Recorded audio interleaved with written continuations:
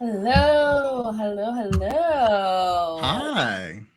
We're back here. It's Wednesday, What up? TWG fan club, that wrestling fan club. We get together every Wednesday on Twitch, 7 p.m. Eastern. It's me, Queen PR. I'm here with my crew.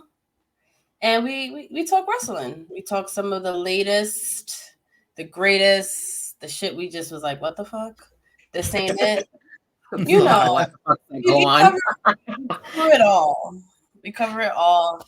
And I'm always happy to be back with all of you. So it's been an exciting week. Before we get into things, just some what's been going on in the Those Wrestling Girls universe. Shout out to Krista B. So we just dropped part 2 of our Charlotte Flair series. She is the queen of wrestling.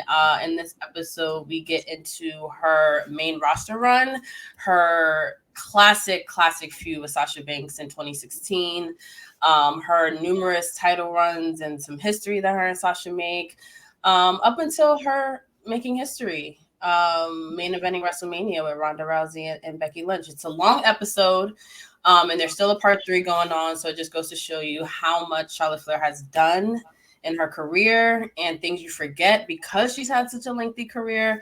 Thank you, Juan. Hi, Rakasha. Yeah, so it's a pretty good series. So go check that out. Part 1 and 2 is out. YouTube, all your favorite podcast platforms. Then tomorrow is our February edition of Thirsty Thursday. My My favorite favorite day of the week. favorite day of the month. I love it. Second Thursday of every month, we get together with all of you and we sip. You can sip anything you want, and we toast to some of the things that we're excited about. We talk about wrestling, and we talk about pretty much anything that comes up. With KRISTA B and CRISPA Contreras. We've been doing it now for almost 2.5 years, so it's definitely an anniversary. Ooh. Yeah, coming up. Time flies. Mm-hmm. Oh my God, it really does. The first edition was to celebrate our 2-year anniversary. I remember So, that. and that just That's we just crazy. love the girls over at Face B Hilltop Podcast. And, the other two we love, they are successful actresses. They are doing their own thing, but it has come down to just family. Seindole joins us sometimes. And this Thursday, we actually have a special guest, Backstage Brawl. They are New York-based Black wrestling podcast that we have known for a very long time in the Twitterverse, and we just recently met at Black Wrestle Fest, and we run into them all the time, right, Seindole, at Battle Club Pro. So they're practically family, but they've Wait. never been on the show. So we're very excited to. I think the best way to collaborate is a Thirsty Thursday with Backstage Brawl. I have to just add, like, I talk to them on like a normal basis, and they are hilarious. So I just know tomorrow is going to be one of those kick-ups where it's just like a kickback. Like, it's going to be so much fun. Like, it's not every day you get a podcast that matches energy, and we have a couple of groups like that, and they're one of them. And I can't wait for everybody to get familiar with them tomorrow. 100%. So if you're not already following them, backstage_brawl. Yes, you're right, Ron. They are hilarious. And we'll be streaming 7 p.m. Eastern from our YouTube, Twitch, pretty much everywhere. So you have time to come in and grab your drink. That could be some hot tea, that can be some water. I might have some champagne. But it'll be a good night. Of course, Friday, Krista B sound off with Chris, but she has a lot to talk about this week, and that's exclusively on Twitch on Friday, every Friday, at 3 p.m. Eastern, unless otherwise noted. And that's always good because who doesn't like to hear Krista go off on shit? Like, I mean, there's nothing better, especially live. And hopefully she'll pop in. And also, I just want to shout out For Your Wear, FORURWEAR, for those that are listening. That's our merchandise partner. We have a store with them. Brian does, pretty much everyone, the wrestling club. They just released a Black History. This is our hoodie. Make sure you get one of those as well. And they also just dropped a Black History line, a t-shirt. So make sure you yeah, look at that sweatshirt. Look at that design.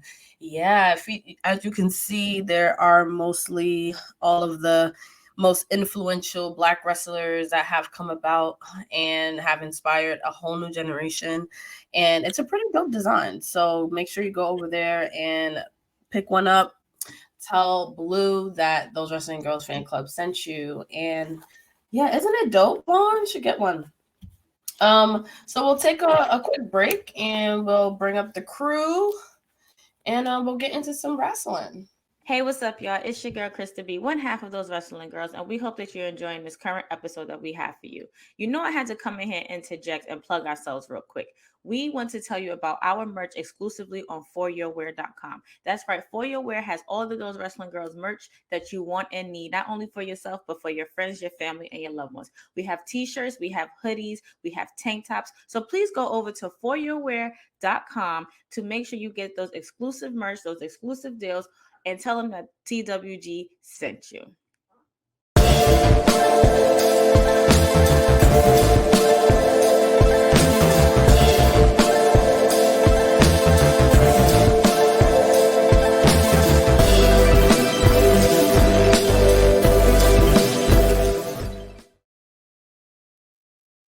This is so pretty. That's my sister. Right? That shirt is fire though.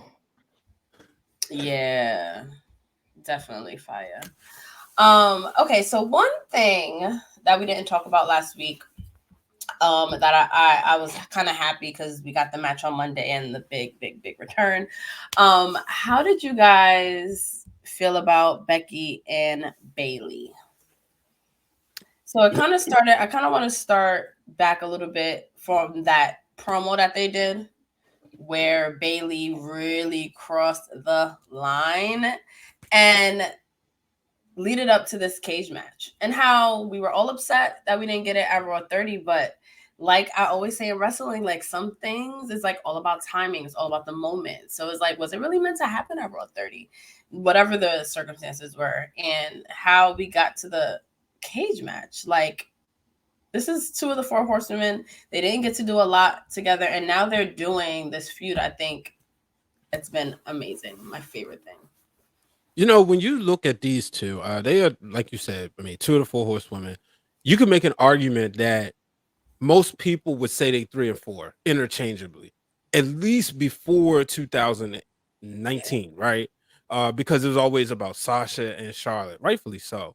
But for them two to be in a feud together and to be able to hold it down, we talked about this tons of times, how we want to see stories with the women that doesn't always involve a championship. And that's one of the best things that NXT has been giving us now. But this is happening with the OGs. And it's kind of like the ladies who are coming up are getting a front row seat. This is how you put together a great feud. This is how we're going to roll, and this is how we're going to rock. And it's so personal, and I love it. And I believe that they are proven why they are two of the best to ever do it. And you could, talking just about the history. So I love that they getting personal, but they're still keeping it classy, because Becky and Charlotte, they've been in, but this is like personal but classy, and it's a good wrestling feud. I'm loving every bit of it. Same. So this basically is like what we've been asking for like years upon years upon years with WWE. Secondary storylines for the women outside of the main title, or now titles. So we were a little upset that we didn't get this at Raw 30, but at the same time, things happen for a reason, and you see how we got here. It gave them an extra 2 weeks to get ready for this match. You added a little more animosity, a little bit more jabs. You're gonna throw Seth indirectly in the middle of it, and you go from maybe having a rush 5-7 minute match on Raw 30 to y'all main eventing and headlining Raw in Orlando, and we're gonna kind of build this around you guys. So, and like Brian perfectly said, like these are two other horsewomen that we honestly don't talk about enough, because Charlotte and Sasha got so much attention for obvious reasons, but these are like the two that's like we don't talk about enough and don't always give them their flowers and give them the respects. I mean, Becky, we kind of did with her run, but even then, there's times where it's like they're both kind of fighting for that respect and fighting for that love. So it's like it was cool to see them go at it because I think they're the only ones of the horsewomen that haven't really feuded with each other, of the intertwining and stuff like that. So, and then going into, we'll talk about the match, but I'm just happy that we got that in Orlando. So this is one of those things that where it just like makes me like love wrestling so much because of how much you can blur those lines because of reality and being able to fabricate reality. And Bayley and Seth are really good friends. So it's not going to be hard for her to pull up photos of her and Seth Rollins. And you might get a picture of them hugging. And we know it's innocent, but the way that they're able to blur those lines where it is done respectfully, but it's done in a way where they know what they're doing. So where we're entertained, like where Bayley can kind of say a joke about her marriage because, it's all love between them. But at the same time, it's so easy to make this into a really credible storyline because, again, they're both really good at what they do. And also the fact that this is also making history. Like this, I believe, was the first women's cage match on Raw. Becky did it on SmackDown for the first time. I believe against Alexa Bliss. And I think Mickie James returned for that, if I'm not mistaken, and like a luchador shit. And now you have this moment where Hall of Famer Lita returns. So not only do you have women making history on Raw, you have a woman that made history on Raw coming back and very unexpectedly, depending on who you follow on Twitter. Hey, KRISTA. But this was not something that was in the card storyline wise, Lita coming back. You know what I mean? Like, so I do think it was a pretty good surprise, and we really don't know where it's going to end, especially because this is a title feud going into Mania season, a non-title feud going into Mania season. So this can go in so many different ways. That's the thing too. The fact it's a non-title feud. Like, I would love to see the climax happen at WrestleMania personally, just because this can be like that night 1 or night 2, that 9:00 hour match, right? The same slot that you put Bianca and Becky in last year. That because and it's and it's crazy to think because of what transpired afterwards, with Cody Rhodes. But I love the fact that they got to have their moment like right in the middle of the show. Like the crowd was hot, and and just like the way it was booked, they was like, we're gonna take you another level up, but we still got to put you right here because that was match of the night as far as I was concerned, as far as the technical ability, even if it wasn't necessarily the moment of the night. We all know Stone Cold Steve Austin gave us his last match. We all know Cody Rhodes came, but you put this in there with them, and those two ladies, Bayley and Becky, can do it. And I'm loving the fact that we've seen so much range from Bayley ever since she turned heel. And I can remember when she was sitting there with Stone Cold Steve Austin on his podcast, and he was doing like a watch along, and she said, I want to do something different. I don't know if I should cut my hair or what should I do?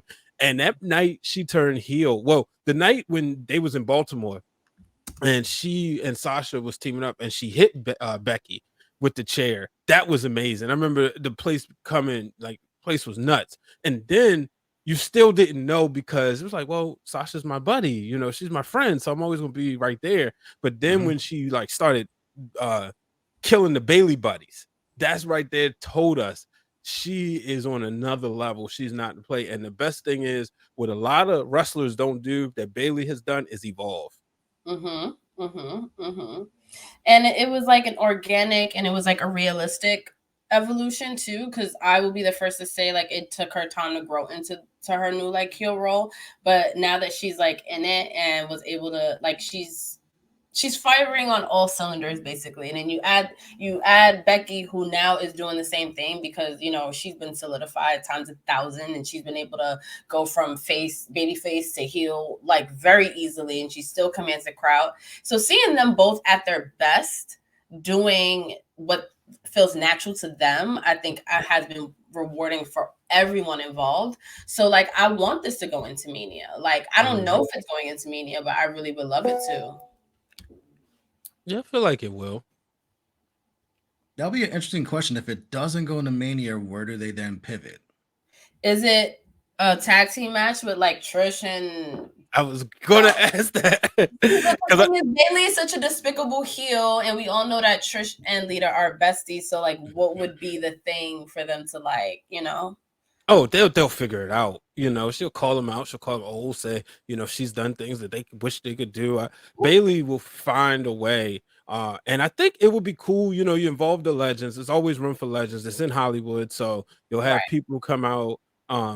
You know, everybody shows out. Like people remember Trish Stratus. We probably won't get heavy into this, but you know, P, I was asking you like, because you being a women's wrestler fan, especially considering y'all had just did the Sable episode, so I had to like ask you, like, how come the people wasn't chanting Sable when Brock Lesnar mentioned his wife? You know, and I was like, maybe she isn't an icon. You know, She's an interesting case.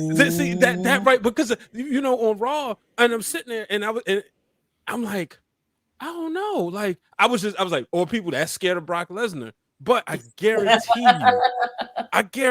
almost guarantee you that if it was Trish Stratus was his wife, you know, no disrespect to neither one of us, but if Trish Stratus was, people would have been trading Trish as soon as he said, I'm gonna spend 5 hours with my wife, you know. But that just goes to show even Lita, the levels that and the impact that Team Bestie had. So I think it would be a cool WrestleMania moment to have a 6-way tag team match, and Damage Control can get on the card. It could also be because Sable's really like out of sight, out of mind. Like, when was the last time you seen Sable on WWE TV versus you see Trish and Lita come back from time to time? So it's kind of like you do have a generation of like fans who probably really don't know who Sable is. So they're not gonna put two and two. They gotta be like, oh yeah, Sable is Brock Lesnar's wife. Nah, that's true. We old. And also I think it's a little bit of like people being afraid of Brock Lesnar. Brock's a big dude. I'm not gonna say that because you mentioning somebody's wife. It's like it's one thing to mention like have Bayley mention Becky's husband. I'm not mentioning Brock Lesnar's wife. Are you joking? Like this is the same guy who took a forklift and lifted the ring. I'm good. Like you're not gonna we're straight. Exactly. So I want to get into we see Malice at the Palace. We ain't trying to have a run or test situation where I say one thing about Sable, no, we and not. all of a sudden Brock Lesnar's in the stands. When I thought, because I was like, Brock would be the only one that would be able to actually like do that, and where it's kind of like we kind of saw that coming and you asked for it kind of thing. But now I want to talk about the actual match because we've seen 3 Hell in a Cells, we've seen the cage match, we've seen Elimination Chamber, we've seen War Games. So how did the match kind of measure up for you guys? I thought it was solid. I thought, you know, I'm just 2 veterans going at it. I felt like they could have put the match, they could have did that in their sleep, you know. I guess because I'm not one to like sit down and like critique, oh, this takedown wasn't properly, you know. It's, can you tell me a story? Can you keep me watching? Can you keep me guessing? And that's what they did. And I love Lita coming out there. It was a full circle moment. A year ago, Lita was getting ready to face Becky Lynch at Crown Jewel. I think that was the pay-per-view. So the Saudi show. Yeah, the Saudi show. It was Elimination Chamber. I'm tripping. But a year ago, so to see it come full circle, I thought that was cool. And you know, it's always room for a Hall of Famer. Right. And it makes perfect sense because think of it. Damage Control, there's always Dakota. There's always Io. Who's going to come and have Becky's back? Especially when the story has been about Dakota and Io getting involved at some point. That's why we didn't get the match at Raw 30 because they just nerfed her before Bayley can even touch her. So you need someone to come and be on Becky's side. You know, Bianca's busy with all the other women going to the Elimination Chamber. We'll discuss that later. But like Brian perfectly said, like there's history with Becky and Lita that goes back to their little feud. It goes back to the Saudi match and the respect. It goes back to Royal Rumble when Lita came out. She's facing both Becky and Sasha and stuff like that. And I think Becky was the one that eliminated Lita, if I'm not mistaken. So they have that history. And then the match itself is like, it was a very good main event. It just shows how far the women have come to where we're not going crazy over like, oh my God, they're main eventing. Oh my God, it's a steel cage match. It's just like, man, this is something. It's just another Monday because now we're used to the women main eventing. We're used to the women in stipulation matches. Becky has basically wrestled every single match. The same goes for Bayley. So Kudos to them. Y'all did your thing. Bayley, I hope the arm injury that you were nursing on the bump is not too serious. Yeah, I agree. I can't wait to hear how Seindole scores these matches later on in the show. There is one point that I want to make about Raw, though, and that's with a lot of the women not getting like televised entrances. And that just always bothers me because there's so much time given to things that just don't seem significant that like you can like trim down for all the women to have a televised entrance. Like I know it sounds like minor, but when you have like a fatal 4-way that's huge like this, it's a qualifying match. It's been a thing recently where they haven't been having qualifying matches for the chamber matches or things like that. They kind of just pick the women and it feels half-assed. But now it's like they're actually putting on competitive matches with people where you kind of really don't know who's going to win. And then to do all that and then half of them not even get TV entrances, it kind of just looks like womp womp. And I think the same happened on Piper's on Raw. Yeah. Piper Niven's on Raw. Yeah, that was Raw. So it's just a little disappointing, especially like on a 3-hour show. So I'm hoping, I always hope that that's something that's like in the past because that's such a indicator of what you think. I feel like fucking jobbers get that shit. You know what I mean? Like, and there's like the camera turns and they're in the ring and you're like, okay, they're the opponent. I just feel like the women deserve better. It's funny you say that because it reminded me of your first WrestleMania. I don't know if you ever went back and watched it, but Alberto Del Rio versus Jack Swagger. And if y'all remember the story behind that match, Jack Swagger was supposed to win the world title, but then he got in trouble and they punished him. Not only did he get punished, he had a jobber entrance at WrestleMania. It was already a surprise. Now, just to remind y'all, it was a surprise in that Elimination Chamber when he pinned Randy Orton. Nobody saw it coming. And that's when he had like this American gimmick. And he was going against Del Rio, and it was like, okay, he's going to win the title. Everybody knew he was going because it just felt right. And then he did what he did. Boom, got the jobber entrance. So that was terrible. But it's sad because one of the things I've heard from people who've tried out for WWE, they put a lot of time in that entrance. You don't just you just go do it. Like those rehearsals are intense because you have to nail the timing for the cameras, the TV. That's what like you look at Sasha's entrance, it is always down to a T, and so I really wish, I'm glad you brought that up because I really wish they would go back to everybody gets an entrance, especially with the women. They already fighting for TV time. No matter what we may say, okay, yeah, we're on a women's wrestling talk show, a women's wrestling platform, the best in the world. But there's still a lot of places to go, and that's what I love about this platform is bringing these conversations to light, and that's one of the things that I think needs to be brought to light. And we just want the best for the women because we know that when time gets short or things get overextended, it's usually the women's stuff that gets cut. Mm-hmm. And sometimes, like, we don't need to watch JBL and Corbin have their breakup. Like, we don't need we don't need that could have been a web exclusive. I was gonna say that. I was going to say that. Say that for social media. Bingo. Or we don't have to see JBL playing poker backstage to get everyone together. Like that can lead to storylines and matches and stuff like that. But sometimes we don't need that and then be like, all right, we're just going to cut from the women. Right. Totally agree. See, you got Chad Frost in the back, stirring up stuff. Oh my God. Do y'all watch Young Rock?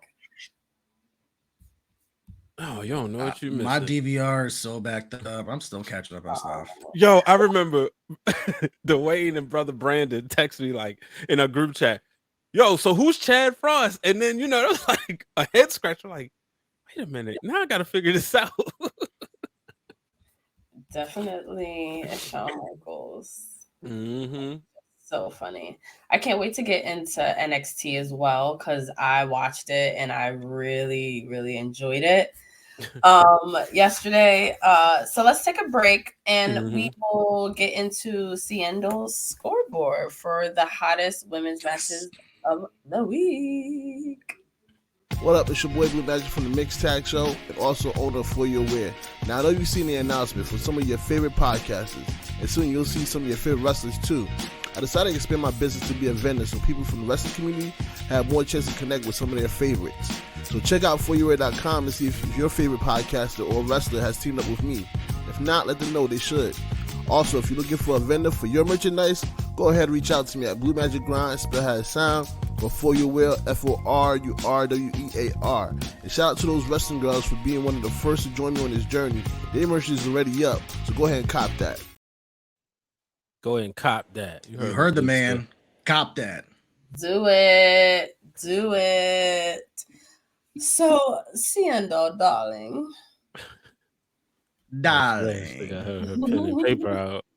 Hi. Let me get it. So you had some fun. You got lucky because there has been some some fun stuff. You want to get started? Sure. I only say sure because I don't know how y'all gonna feel about NXT. Ooh. So just go ahead, producer, pull the scorecard up because yeah. Go ahead and hold court.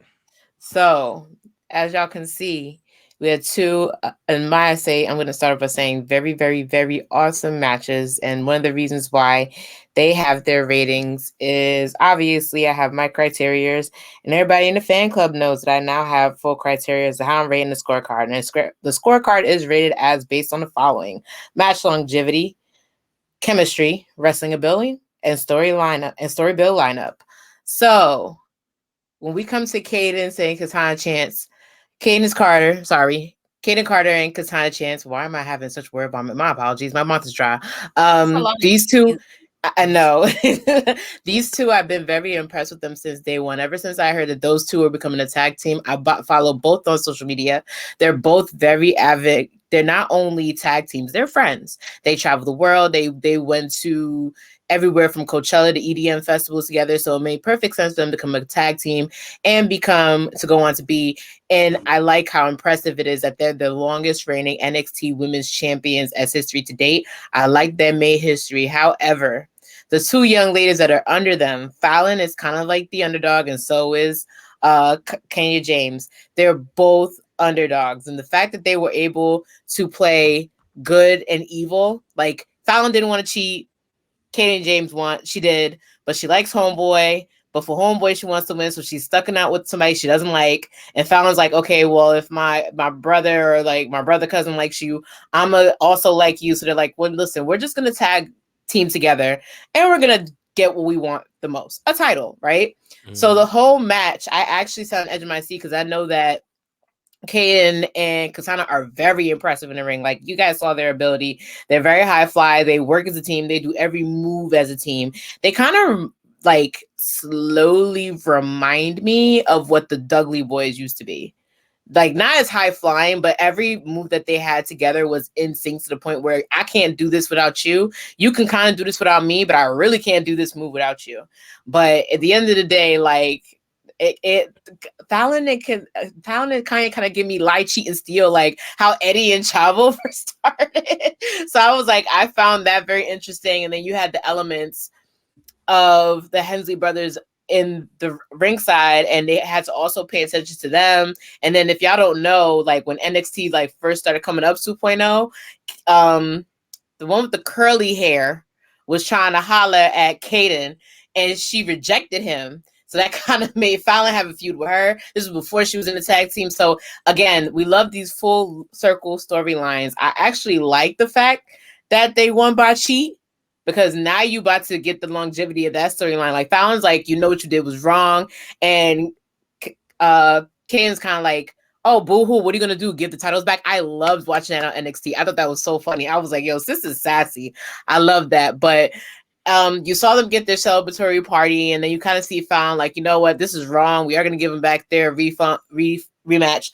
But I like this. I like having the glory and the gold. So gave them a 4.5. Great chemistry among all four ladies. Again, loving the fact that Kaden and Katana reach that high mileage. But I also love the fact that this storyline not only gets this continuation with the tag team titles, but it also gets that back end story that we like to see. Kind of like, I don't know if y'all remember when Lita and Trish were beefing and Trish liked Jeff Hardy. Mm-hmm. That's what it reminded me of. I was like, yo, remember that? Because everybody was like, Trish just coming off being like TNA and she liked like Jeff or she like kissed him in the ring or whatever. Yep. But really it was just like, I like him, but you didn't know where Trish's loyalties lie. So Lita kind of had to suck it up because she was Team Extreme all the way and was like, listen, I don't like you. You don't like me. But it's Invasion and we need to kick these bitches ass that came from WCW. So we just put team up and then whatever you got going on with Jeff, you can have it going on.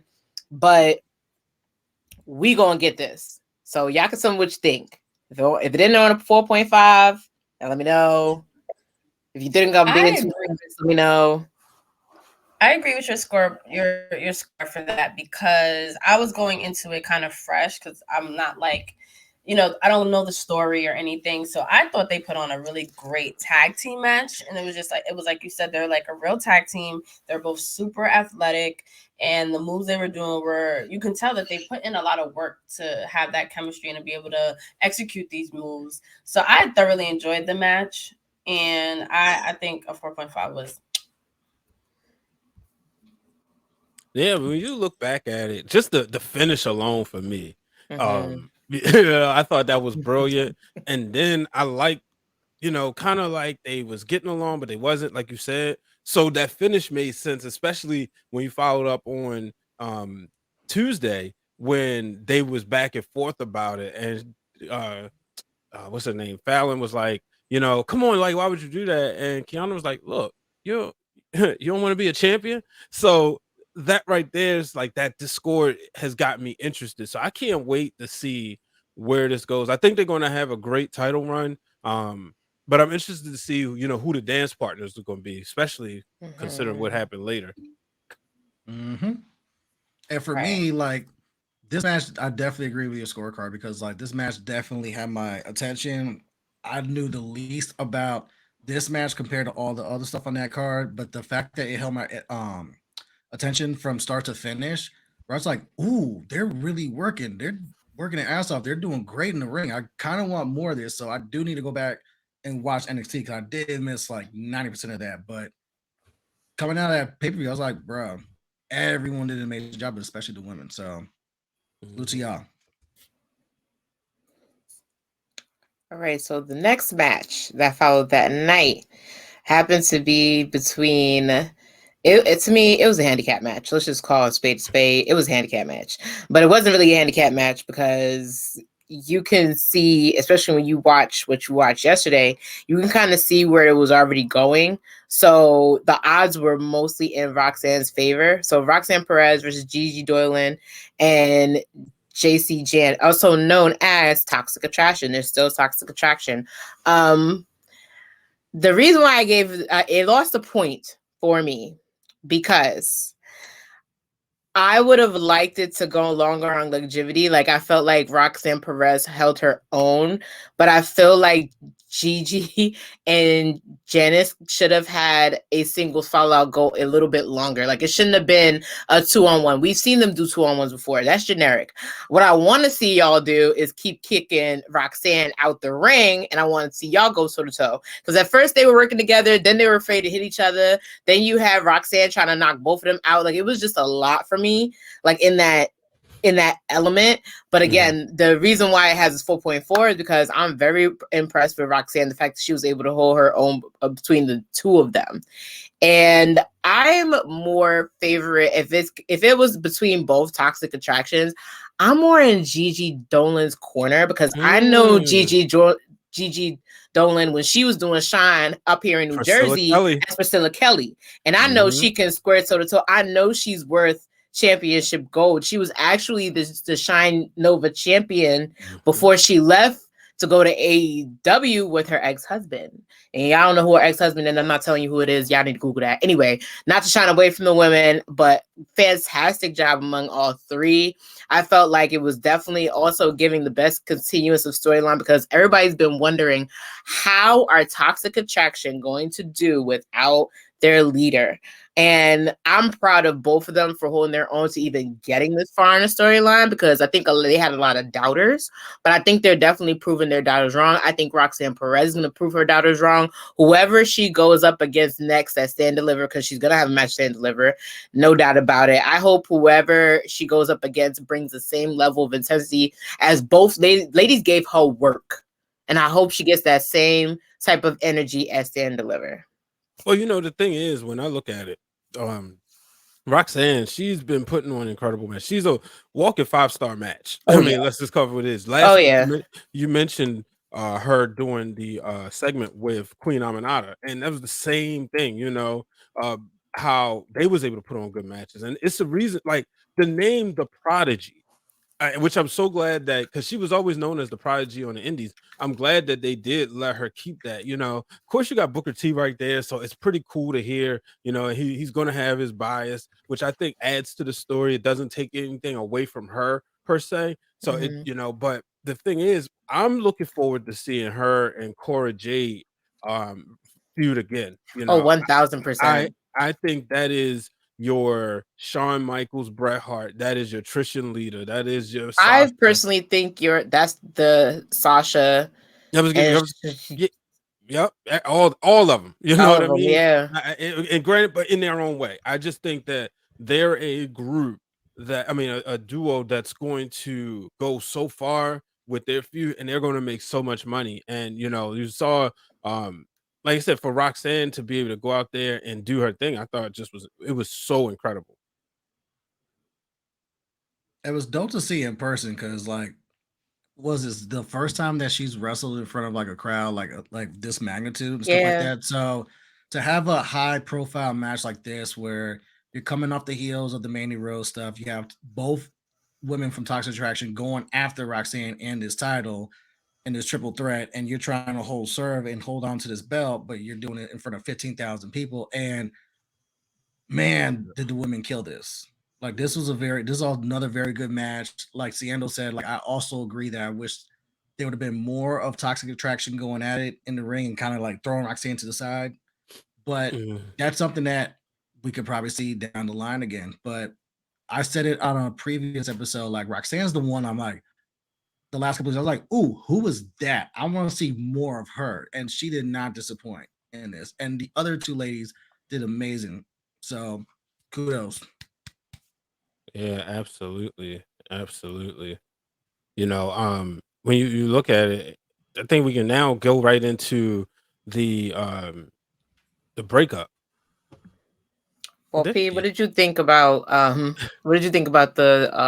handicap match, aka the NXT Women's Championship match? I loved it. Just like the championship match. I wasn't 100% familiar with Roxanne and the other ones I used to call them. I'm so glad we were able to recap the Vengeance pay-per-view right after. But now it was good. I love when you're moved emotionally, and in that triple threat, you didn't know are we gonna work together? Are we not gonna work together? You truly did not know, and there were so many close calls, and then it was just genuinely a really good match. So I particularly enjoyed it. It made me want to watch NXT, because not only now I'm really into Roxanne. I love her intensity, and then I'm also what's gonna happen with Toxic Attraction, and then you announced Bayley being involved. I mean, it was a recipe for Queen PR to watch NXT, and I fucking stayed up. I'm glad it was the main event in hindsight, but I was what to do. But I loved everything about that segment. It really took you, and I think so. We've seen. I have to go in on this because I feel like this is a really huge moment for the legacy of women in WWE, because we've seen tag teams turn on each other. We've seen tag teams implode. We probably see it maybe once every 6 months at this point, men and women, whether they're a random tag team or not. So not all the time, it's not really a big deal. It's really okay, they have their one match and they move on. But this breakup for some reason just is like, it feels impactful, it feels memorable, because and this is like one of those things where you're like good at your job, because they had a really good match, with a championship match where they were telling a story. They had us on this emotional roller coaster. It really could have went either way. Then you go to the next show after the pay-per-view and you feed on that and take us on an emotional roller coaster on the mic. And where throughout that promo, you didn't know if they were going to unite and take on Damage Control, which is what I thought. Then all of a sudden, JC Jane turns on Gigi, and you really truly did not see it coming. It was like, oh wait, oh shit. And I think it was done so well. And the fact that Bayley was a part of it just makes it so much better. And they respected the door. So I'm gonna actually come in and disagree, because if you had come to watch the build, even before the Royal Rumble that they had to qualify the number one contender, you can see the Shawn Michaels and Janice brewing, because the way she looked at Gigi, and it's even in the promo for the match, the way she looked at Gigi, and then Gigi was kind of like more on the fickle. She was more on the listen. When we, like, Janice was like, it should be me. Like, her whole attitude, her body language, everything screams like, this is cute. But when it comes down to that belt, it's gonna be me. Like, yeah, Gigi was giving Gigi Janetti up in this point. Like, and again, love Gigi, love Priscilla, love her to death. But like, if it had been the other way around, I would have never believed it. I'm glad it was Janice putting homegirl through the door, even though we know all you got to do, former Home Depot employee going over here, all you had to do is get a hollow door, y'all. Y'all could have gotten a hollow door from the Home Depot and it would have. Oh, come on. Can we get in here? No, we can't. Sorry. If you're going to do a segment, do it right. Like, homegirl could have went through the door, but the door stays solid. Bayley got a good door. We like that. But I kind of saw it brewing on the end, especially if you pay attention to the match. It was kind of like Janice had to be on her P's and Q's, so it wasn't so like, obvious. Had you like right. This. It was like and this, like where you did it. Like, it honestly, at certain points of that promo, especially watching it live, there were numerous times where it was like, oh wait, they are breaking up. Like, oh wait, they get each other. Oh wait, no. Oh wait, they just threatened Damage Control. Oh wait, to the point where when they put their hand up, I was like, okay, NXT is over. I turned my head because that's how much I felt like, okay, there we go. And then the kick happened. So I think the experience of being put on that, being emotionally invested. And that's when it talks about women on TV. It's like, give them enough time for us to be emotionally invested. They got us emotionally invested. The way that Janice, I loved it. The way that Janice kicked that girl when she was down the second time, you would have thought she took money from her and ain't pay her back.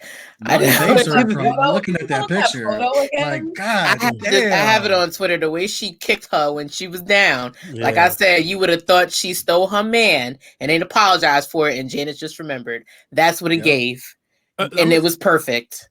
So the thing is, like, I understand. I understand exactly what both of y'all are saying as far as being invested or not being invested. But so to Seindole's point, you're right. You could see this brewing. But to PR's point, you basically said the way you watched this was the way it was supposed to happen, right? You came to watch the pay-per-view because it was an NXT premium live event, so you watched it. Oh, this was so good, I'm going to tune in on Tuesday.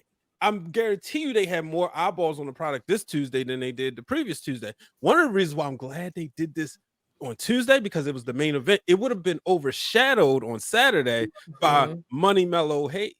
So the fact is, because they put the segment like this, I thought was brilliant.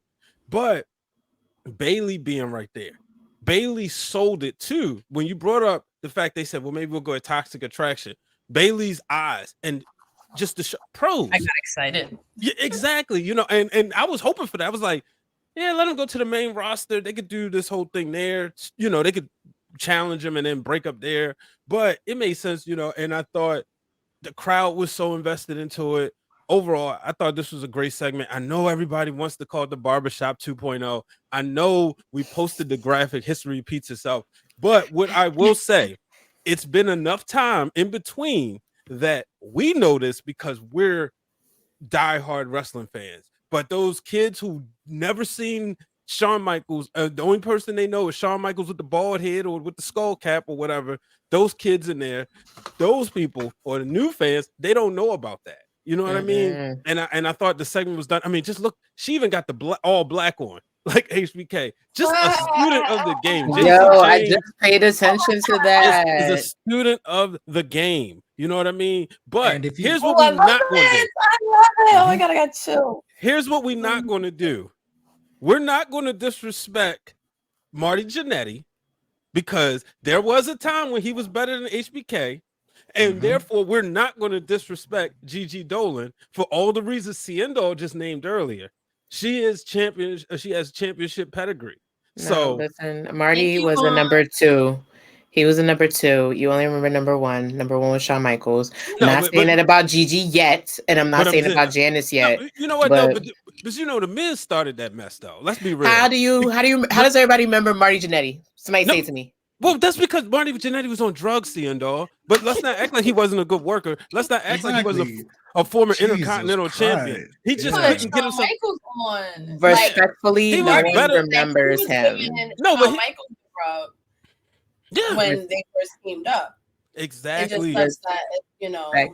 But respectfully, no one remembers. But I'm saying though, everybody always saying the Shawn Michaels. The real thing people should be saying is the John Morrison, because he can't even do nothing outside of the Miz. He can't even carry the Miz's jockstrap. That's the one that people should be saying. You know, damn, like what did he deserve to do that? What did he deserve? I like that. God damn, John Morrison with the drive-by.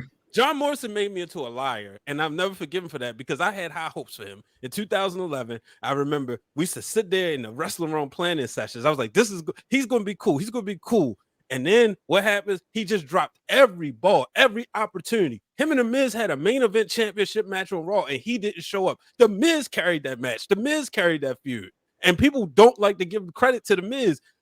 He carried John Morrison every time. Miz was the one that was John Morrison has a lot of potential because I used to see him wrestle a lot in House of Glory and shit. You know who else made everybody out to be a liar? Because if you look at all the old tapes and all the old reviews of wrestling, who they thought was actually going to do better, they thought that Marty Jannetty was going to do better than Shawn Michaels. But guess what? No one remembers Marty Jannetty. No, that's false. Marty Jannetty would have done better. All the marks remember Marty Jannetty, Brian is biased because he is a hater. Exactly. but no, seriously, it's like I said, was better at one point. I mean, most people at one point, that's fine, but no one remembers him. But in ring, you could say that, in ring, as far as technical wrestling, John Morrison is better than The Miz, right? But he will never be the better superstar. He never was. He never could be. It's the reason why Vince McMahon said, according to dirt sheets, that Morrison looked like he couldn't win a fight because he watched Batista take his girl in front of him. But you mean to tell me Miz looked like he could win a fight quicker than Morrison? Come on now. But you know who's the better superstar? Shawn Michaels, because no one remembers Marty Jannetty. I'm just saying, I won't disrespect Gigi Dolan ever. Respectfully, I just bring it back. I don't think that I don't think either one of them, and to their respect and to the point, is that any of them are going to be classified as that, to be honest with you. And it's also too early to have that conversation because you got to think back. I know Seindle's taking all the shots at Marty Jannetty. The Rockers were an established tag team specialist group for a long time before you had that split. If you want to go back to the graphic, because that was going to be my point with the history repeating itself. Going into this, like Sienna put perfectly, that you saw the beef kind of the brewing with Toxic Attraction.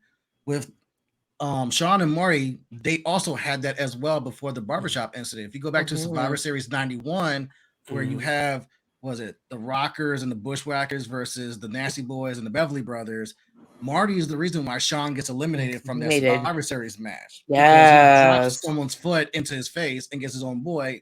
And that's what leads to Shawn having feelings about Marty and leading to the barbershop incident. But before that, Shawn and Marty were like this. They were an established tag team. It was them Heart Foundation, Our Demolition, foundation all couldn't them. wait to work with him and wanted to It put was him over. Right. the That's- only thing was they just didn't have the tag team titles.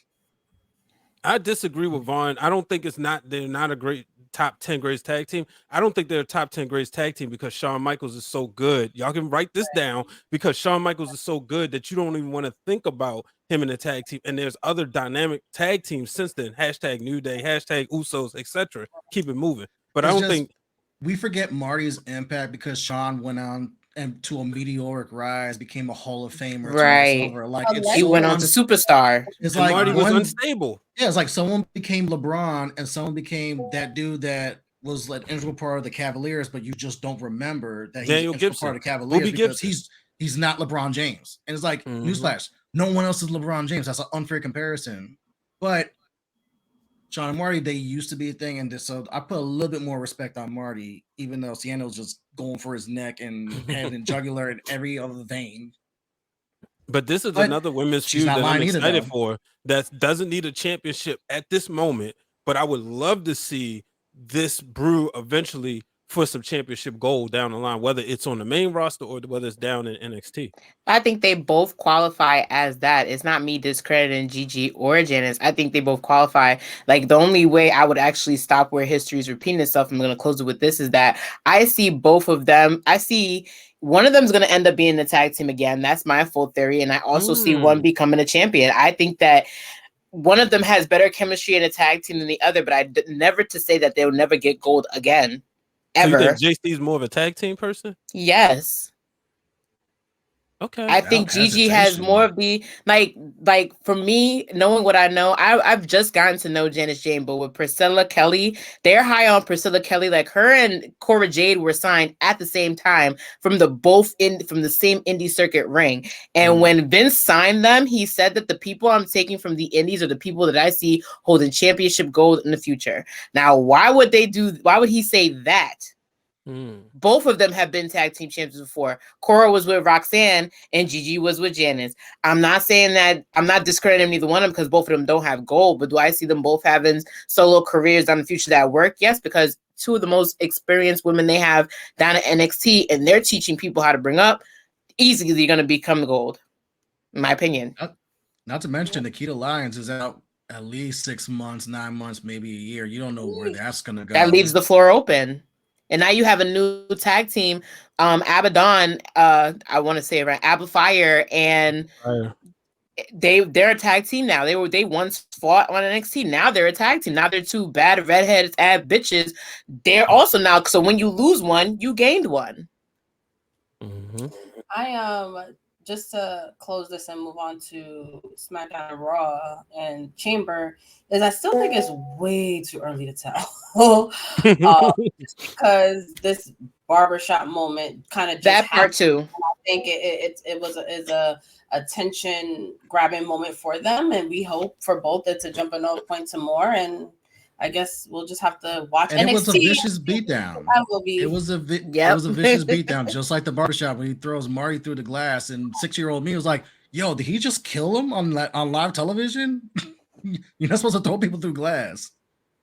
No, I don't think he's supposed to do that. Thanks. Can we take a quick break and then we go into everything? Yes, else? we can. We can. Okay, let's take a quick break.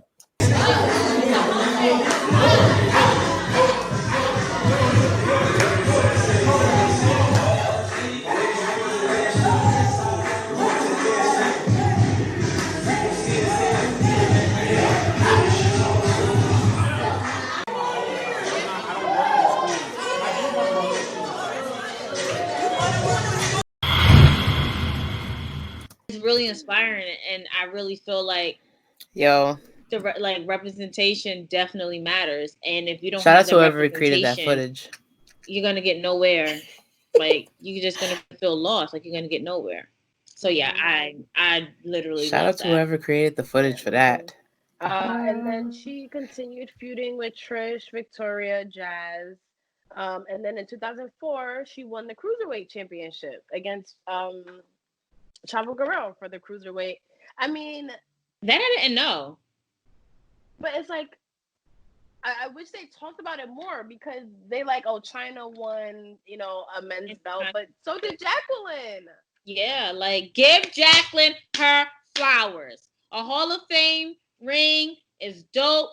Induction is dope, but give her flowers. Like they didn't even mention that in her Hall of Fame vignette. Can we go back to the music first? Just like, I forgot about that. I forgot about that. He was getting it. From our Because y'all were Jacqueline. running upstairs and we were having a moment upstairs. We were like, dance off. All right, go. That was so fun from our anniversary event. We gotta turn up again soon. For sure. But let's get into something else that I think is significant is Mello and Mella. And Mello has been the guy, and he has numerous catchphrases, and one of them is Mello is money.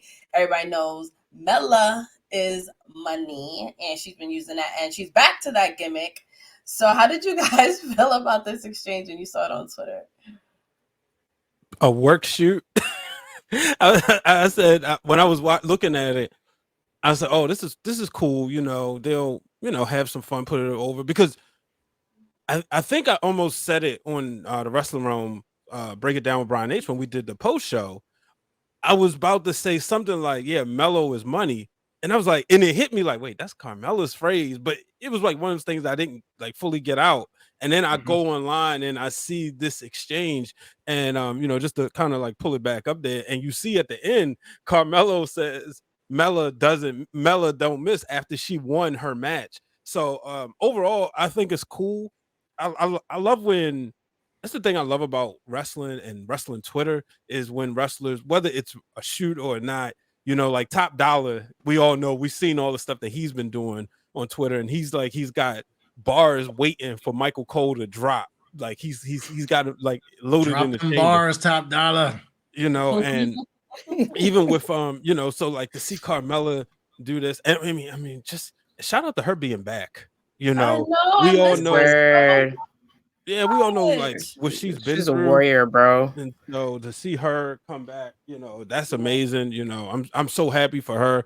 And shout out to Corey Graves. I'm all about a man recognizing his queen. So shout out to him. It's always fun. Like I always love his commentary when she's around. I was at the Raw when her you are on an island of yourself on that one. Huh? What is? But I was at the Raw that night. Me and Krista B was sitting next to each other the night her and Zelina Vega won the tag titles, and like you saw, like she went over there and just like made out with her husband, and then like when I went back and watched it, this hear like how proud he was. I think it's funny personally. I don't hate it. It goes with their characters, like they're both obnoxious. So it's kind of, we all know they're together. So it's like they might as well play on it. And then like on that sentimental part, it's like you get to have fun with each other. And like, Corey's not a wrestler, so that's kind of their way of like, working together. And it could just be a little much, but at the same time, like PR perfectly. No, like, who cares? I love it. So like gush after your woman. What you mean? And that's the thing. It's like that's your wife, that's your husband. So it's like I just don't need to see this. Like 15,000 people don't need to see it. But salute to Carmella being back. Now the whole Mella and Mello thing, immediately gave me Becky Lynch and Ric Flair fighting over the man. Who's really the man? Who really owns this? And I was just like, can y'all just take a breath and have this conversation offline? No, see, the difference is honestly, but you need that type of interaction, though. It's harder to me, though. Right. I felt like Ric Flair does that because Ric Flair, as we've seen in his documentary, that's all he knows is to be Ric Flair. Mello was I believe it's Christian Casanova. Somebody will correct me if I'm wrong. Before he was Carmelo Hayes, like he's perfectly fine in his character, his confidence. I don't think he has that complex like Ric Flair does. So I think that's why I immediately when I saw it, and he was like, "Oh wait, which one?" Because I got a bunch of catchphrases. So that's why I thought it was funny. Right, and also the shade too, where he was like, "Maybe you should use more than one." And it was like, "Ooh, Mello, you've been using this for a minute." So I like that it was, and they also played on it on NXT as well, which I appreciated because it's also Melo seeing Carmella on his level as another fellow woman on the brand. So it's like shit like that. To me, I look at it from that standpoint. And he also again gave her props the next day, which that's I think that's wrestling sort of being used at its best because it was confrontational. We're still talking about it, but at the same time, you still like respect being given on both sides. And Carmella's a fucking star, so right. And it's just shout out people that have problems with Carmelo, like literally have problems with Corey Graves hyping up his wife. Shut the fuck up, because listen, if you don't hype up your woman, if you don't hype up your man, question your chemistry. Like, what are you doing? What are y'all doing together? Y'all might as well find other people to hype up, because like, if not for me, if my man's not hyping me up, kayfabe or no kayfabe, like I'm gonna be questioning you from left to right. Because even people had problems. I remember when Twitter was ablaze when he came up with the God's greatest creation with Mandy Rose, and people were like, oh, how can you boost another woman? Like, you don't boost your woman like that. So now that he's like boosting his wife, y'all got problems. Like, even he was like, at WrestleMania when she came out in the wedding gear, he was like, listen, it's symbolic. He was like, hate all you want. My bridesmaid looks beautiful. And after she wins this title back, we're going to jump. Like, I love it. It's all a part of his heel work. They make a wonderful couple. Prayers out. I'm glad they're getting through what they've gone through. And I hope he keeps doing it, because listen, stand by your spouse. Just the way Becky about to whoop that ass over Bayley mentioning Seth and her best friends. Stand by your spouse. Ooh. That's where I'm at. I feel you. Yeah, trademark that one. No, you gotta trademark that. How did you guys feel about the Fatal 4-Way? Did you guys see Carmella winning? Were you guys rooting for her? How do you feel about her making that spot? She deserves it. I feel like she deserves it. I saw her win the spot. Natalya, not so much. I actually thought they were gonna give the spot to Raquel Rodriguez. I kind of saw them giving her that chance. They're kind of on the high with her, but now that we got Raquel in there, though. They already got Raquel in there, but I think Natty threw me for a loop. I expected the person they just brought back to also be in there. I don't know what their plans are with Nia Jax. Maybe they think it's a little too soon to put her in the Elimination Chamber, but that's who I thought was going to take Natty's spot. But I'm still happy that Natty's in that match either way. You got to put the veteran. She's going to work that match like it's a typical day at the office. So now I'm worried about how this Elimination Chamber is going to look at all. Canada. It's in Canada. Exactly. That was my point is, it's in Canada. It's in Natty's hometown. Natty just came back recently herself. But do you think she's winning? No, but she's in there to make sure the match stays fluid and stays. You said no pretty quickly, my guy. Because you gotta look at who. No, show that graphic. Let's see who's gonna be in this match. You have Asuka, who I think is a heads-on favorite to win this. You have Carmella, who just returned, but Carmella is a former champion. You have Liv Morgan, who has been booked strong as hell the last like 9-10 months, former champion. Nikki Cross, the wild card, but Nikki Cross used to be Nikki ASH, another former champion. Raquel Rodriguez, who they've been protecting for like the last 3-4 months. And then you have Natty, who's just coming back off of injury and being out for like a couple of months. So you need someone to be the glue to this match. Because I know in Raquel's case, this is her first time in this match. Nikki, I don't remember she's been in an Elimination Chamber match. And then the other 4 have, but you don't know when they're going to come in. You don't know if they're going to be careful with Carmella, having her being like her second match back and stuff like that. So usually Natty that's been there, done everything, knows every single match, which way and out. You need someone to kind of be that glue person to that match. But is she winning? No. And then once Pierce established that, and my bad. So once Pierce established that the final 4 of that Women's Royal Rumble will automatically end, that already took Raquel off the board because Raquel was already in the final 4, excluding Rhea Ripley because she won it. Right. And it was a good match. And just before we go on, a reminder that Dynamite is on. We watch as a family, talk about the highlights. So turn it on, keep us on the party, the club. It doesn't stop. And just for your point, Justin, there is no better glue than Natalya Neidhart to bring anything together. So, and it's in Montreal. I love a hometown crowd. And so one thing about Natty is she's also able to subtly reinvent herself when she comes back after a while. And she got this new look. She got the little bonnet on that her father used to wear. I loved that. Me too, and I think it looks good. And you know, I don't think she's gonna win, but I think it's a wonderful thing that she is in the match. But I'm not mad about who made it. I'm glad there were qualifying matches. I'm glad there's a mix of new talent. I don't want to say old talent, that sounds so bad, but I like that there's the Oscars because she feels fresh. I like that there's a Camilla, she still feels fresh. Even, you know, Liv, I am curious of what's next for Liv. I particularly don't want to see her challenge Bianca Belair at Mania. So I'm kind of rooting for Asuka in this case. I think it's going to be a really good physical match. Yeah, then definitely. Again, if she wins and challenges Bianca, would you be surprised the way Liv has been booked since Money in the Bank? You going to switch brands though? I mean, they did establish on Raw that Bianca. That's why Bianca came out. Like, winner does get Bianca at WrestleMania. Yeah. So that's now the set standard. So all Liv got to do is win, and yeah, I got Rhea going to SmackDown. Yeah, I just think it's Asuka's match to lose. And also I know we mentioned Nia Jax. You know, one of the things we gotta remember, the chamber is brutal. So I can see a lot of the women saying, I'm good, you know, but shout out to them. Yeah, shout out to them for getting in there and doing it, you know. I know they softened it up since 2002, but still that is a brutal match. Way more brutal than Hell in a Cell. So I'm excited for it. I do think that it's Asuka's match to lose, though. I think it's Bianca's story of, you know, she's beaten her enemies and now she's beaten the enemies the friends that becoming enemies. So I think I honestly see Bianca winning at WrestleMania over Asuka. And I know that's a long term, like, you know, we ways from there, but you know, it's a reason why people are saying that she is the woman version of John Cena.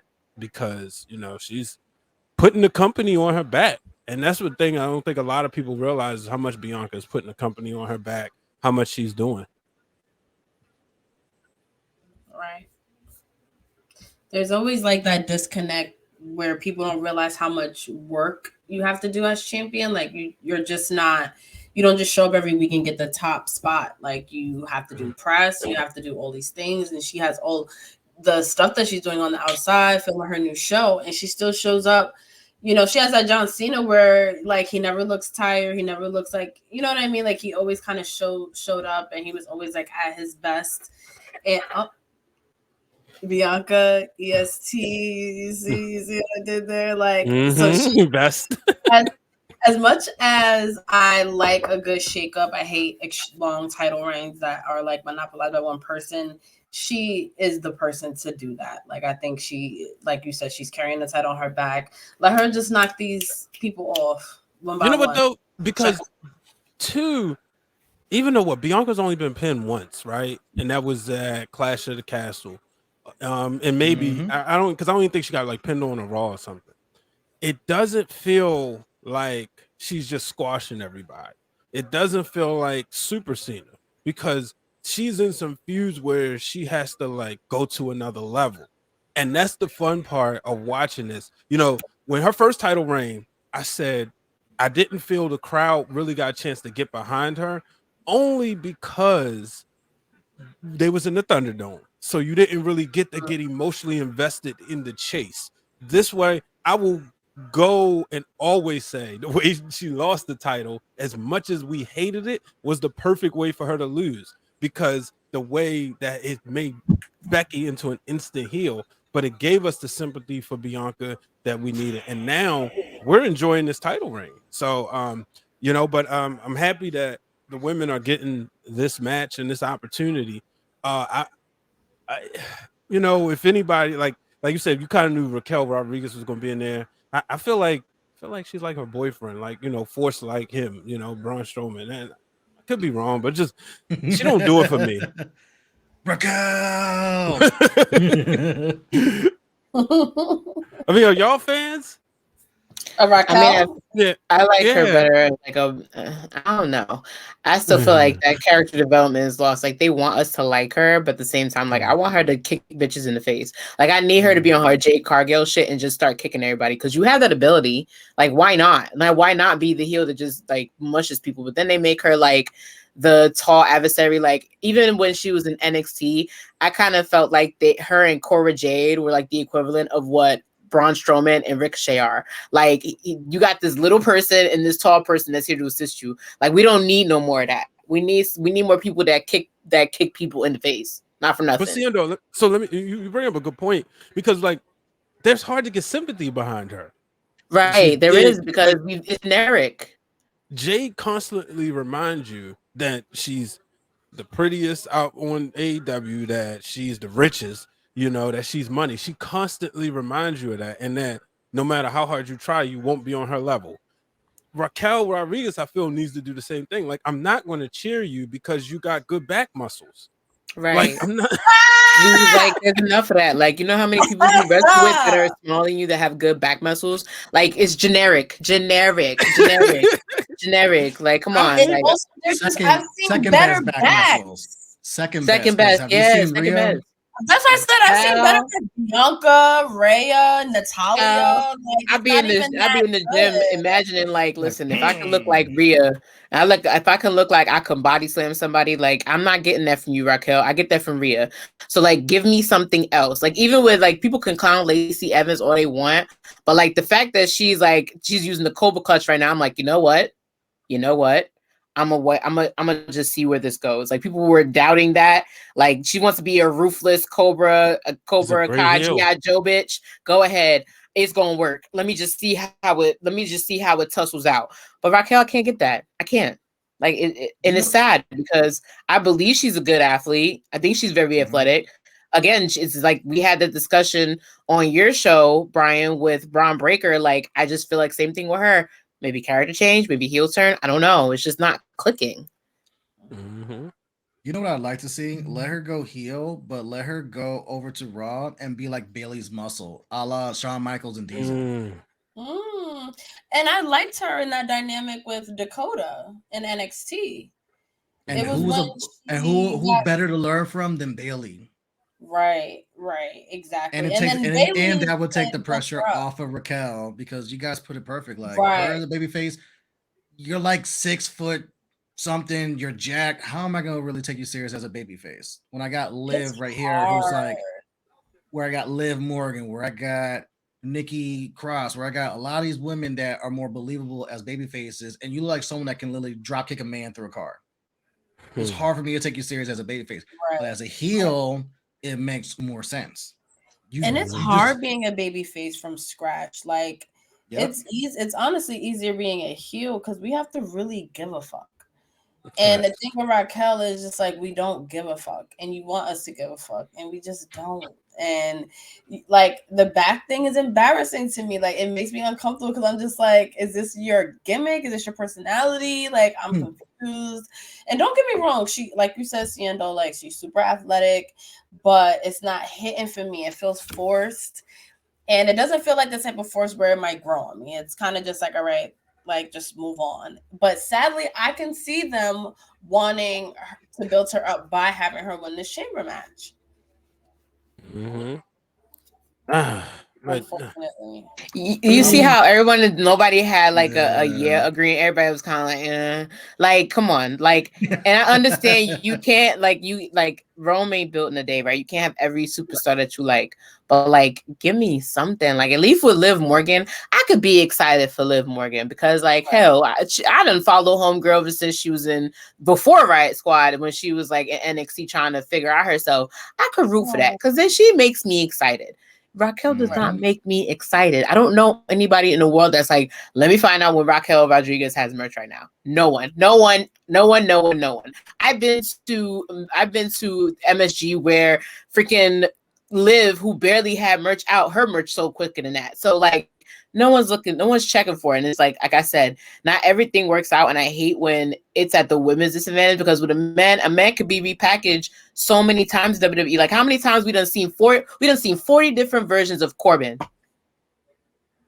40 different versions of that man. Why can't we just take a person we've got? Like Piper never had to fight to get her name back. Why? I don't get it. Like, if you saying this not working for me, let me change. Why not have somebody in the back to be like, listen, this ain't working. Let's take you out. Let's go back to the drawing board. Because that's what creativity is all about. I mean, Seindole, they have done this for the women. Look how many times Lacey Evans has been repackaged. But that's what I'm saying. That's what I'm saying. Maybe maybe she needs that same treatment. You know what I mean? Mm-hmm. Gotcha. Yeah. And I also, don't even know if Raquel's got merch. Like, someone Google that. Does she I'm have sure merch? I'm sure they tried it. They tried it. What is it like? Just like her back, and then in the middle of the back, Raquel. Yo, oh my god. Yo, that's funny. How do y'all feel about? Because I would say, I don't know if y'all agree, but I would say the crowd was mostly behind Piper. How do you guys agree? Mm-hmm. I think people like Piper. People like Piper has a decent fan base. I think people were really behind her too. Mm-hmm. Yeah, but I mean, maybe they're trying to wait. What's the phrase? Like she got shit and she made something of it because you turned shit into chicken salad. There you go. She came in with Eva Marie, and then they gave her this doo-doo drop name, and then they did the typical, then they did the typical like body shaming storyline, and through all of that, we still fucked with her and we missed her when she was gone, and now she's back. She has her whole name. She has some intensity, and the crowd was with her. Yeah, that intensity the other day, man. Like, I love the fact that she like got mad because that's what you want to see. You want to see people like get angry when they lose, especially people who look like they should just win. Like she looked like she should just dominate, and shout out to her, because she dealt with a lot of stuff mentally with that name, Dewdrop. Really? Yeah, she talked about it, and so. I mean, I'm always, an advocate. Like, you can overcome, mental blocks. If somebody's like been in a dark space recently, to overcome that, shout out to her because, and you got to go out there and perform in front of so many people. I spoke to our good friend Seahawk Cam, and he just did the article on the WWE NIL program. He went to the dinner in San Antonio, and he said. One of the things Big E said, one of the things Big E said was when he was playing football and he was second string, he had a helmet on. People didn't cheer for him because they didn't know. They cheered for the team, but they didn't know who he was. But then you go to become a wrestler, and now your job is to get these people to cheer you or boo you. And with that comes the territory of criticisms, so for Piper to be able to overcome that, and like I said, just right here, her showing that personality, like I said, she loses it. And, you saw how she acted backstage with Mia Yim and Candice LeRae.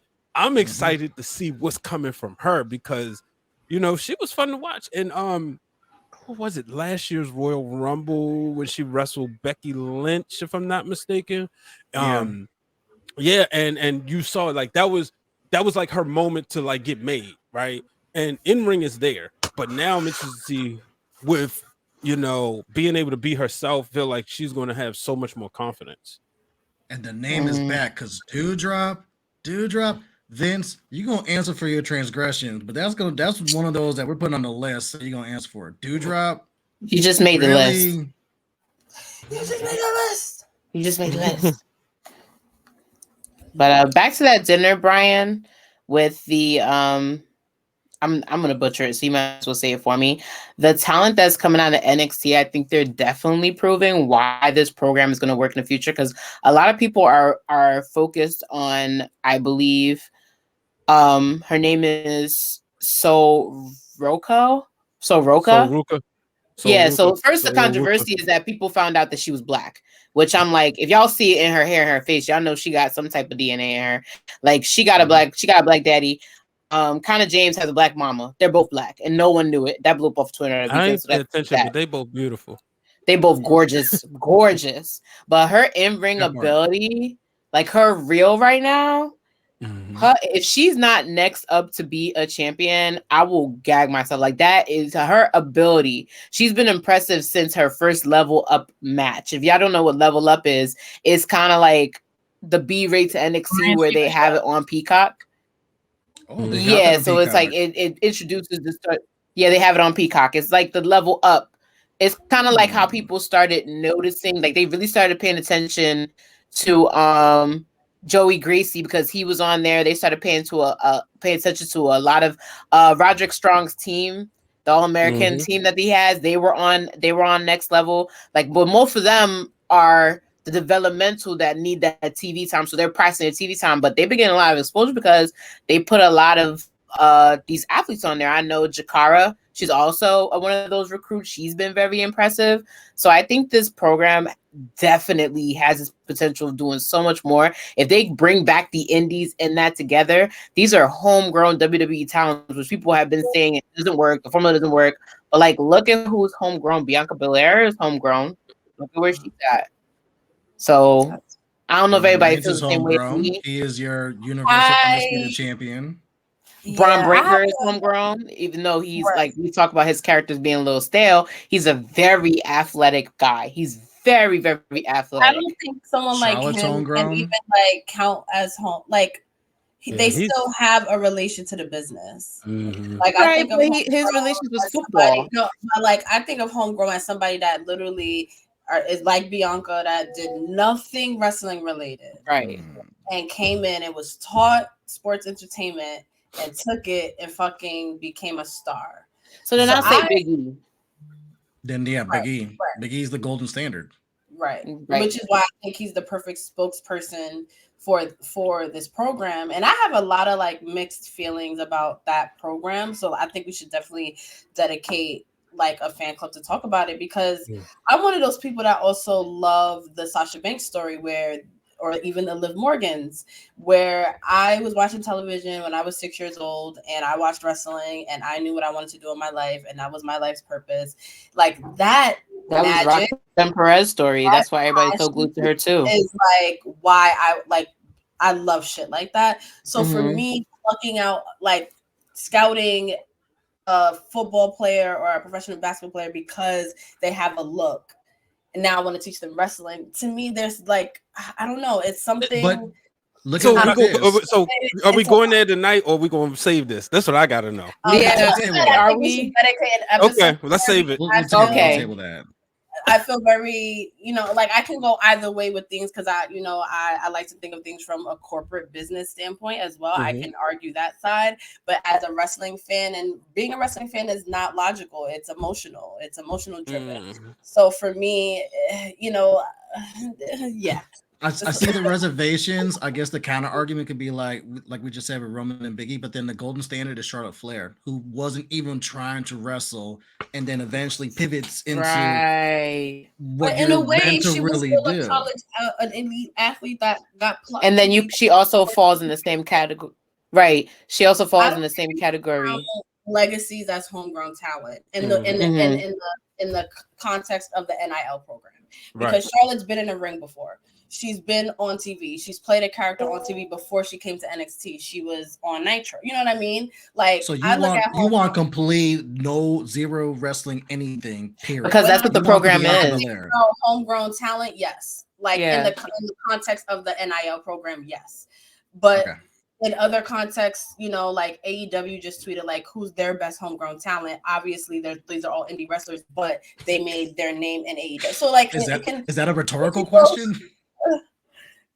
Yes, it is. But it's a complex thing because we also grew up in an era where we didn't always need to know where a wrestler came from in their background as well. So I come from like, again, when I was a kid, when they went through the curtain, I thought they disappeared. So for me, like, I didn't know where Undertaker played college disappeared football. Where? That they didn't exist. Then when I was a kid, that's how much I was in the imagination. So it was like a vanishing curtain. They just go back and poof, they disappear. And 100%.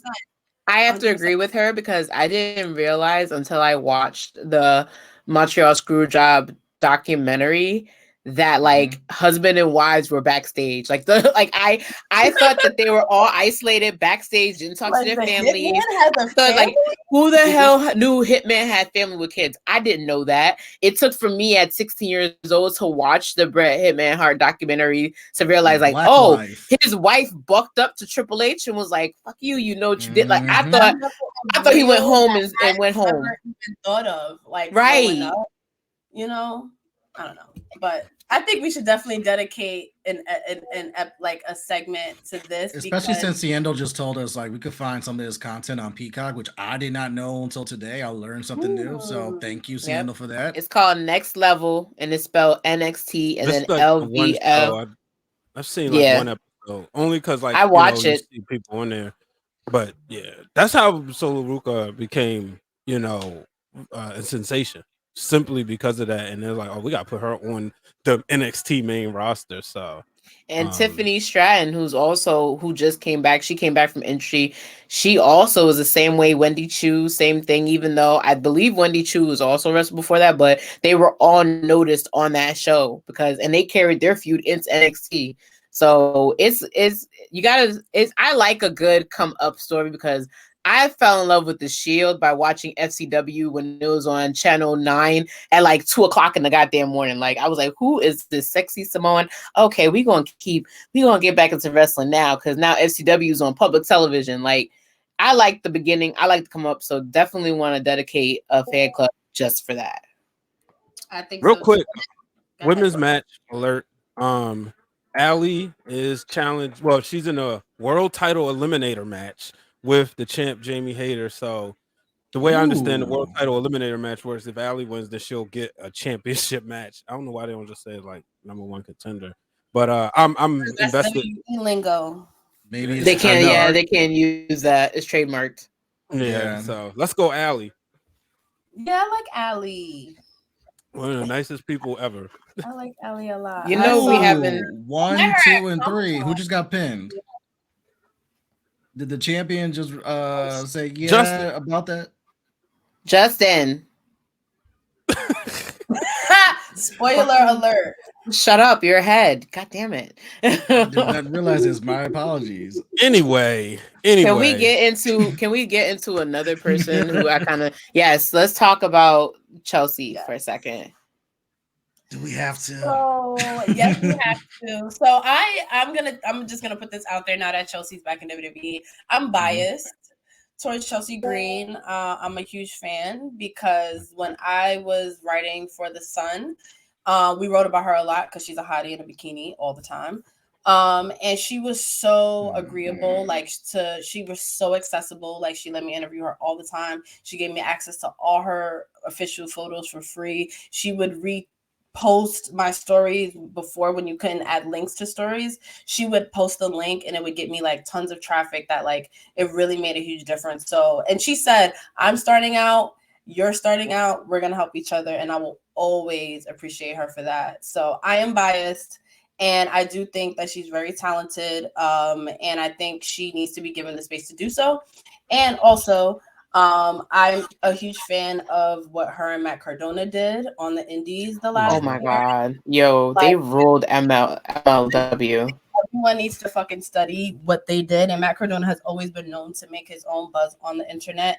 And he took that, and Chelsea's very ambitious, and they did a lot, and she's back. And she actually pitched this character back when she wasn't on TV. So it is a Karen-esque character. It's, as you guys can kind of see how it's playing out. So now we've had 2 weeks of it. She's actually gotten in the ring.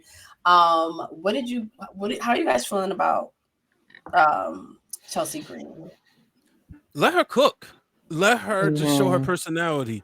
Chelsea Green, someone who you're going to be more invested in her personality than her wrestling, which is fine.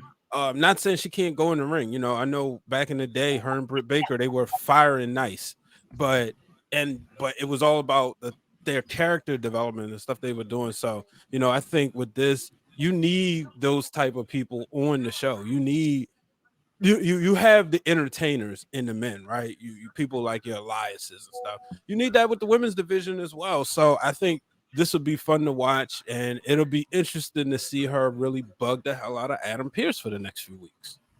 Yeah, and I love Scrap Daddy. I love him so much. Manager role. He's got more personality than he ever had when he was in NWA. Why do I was about to say the exact same thing. I was like, when did this, like, I would hear about him. Like, I wasn't like always checking for the NWA, but you know, you see stuff on YouTube, great wrestler. But I didn't see like no promos. I'm like, he'll never go to WWE. Next thing I know, he's there. And I'm like, yo, especially like, I think the turning point for him when he snapped on Ronda Rousey. And even though, you know, he said something that, like, for me as a man, is uncomfortable watching a man call a woman the B word, it was like, that one was justified. But at the same time, when it happened, he kind of said what everyone was thinking. Like, everybody was kind of in the ring, like, hey, yo. And then he just right out and said it, and people were like, thank God, like, somebody who gets us. Like somebody wreck her ass. Like, what's the name? Like, Michael Cole, you could tell he'd be getting so upset with Rhea Ripley just getting involved. Just he was like, somebody needs to beat her ass. And then some people were like, whoa, man, Cole, chill. But then other people were like, yeah, word. Somebody need to beat her ass. But speaking of ass beating, though, if there's somebody that I need to get somebody to beat somebody's ass, it's only one person. Only one person.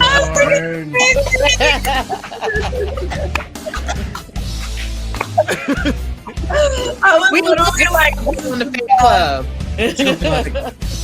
Hey, girl. That's right. MSKRSTA.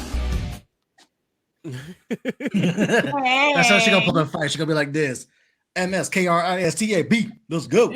Hey, look, y'all don't get the same privileges that I get, and the same privy to the same conversations and the same bond that I have with my sister Krista B. That's all I'm gonna say. And she knows exactly what I'm talking about. That's true. That's true. Because I'll be ready to jump. Just let me know. Okay? Anytime.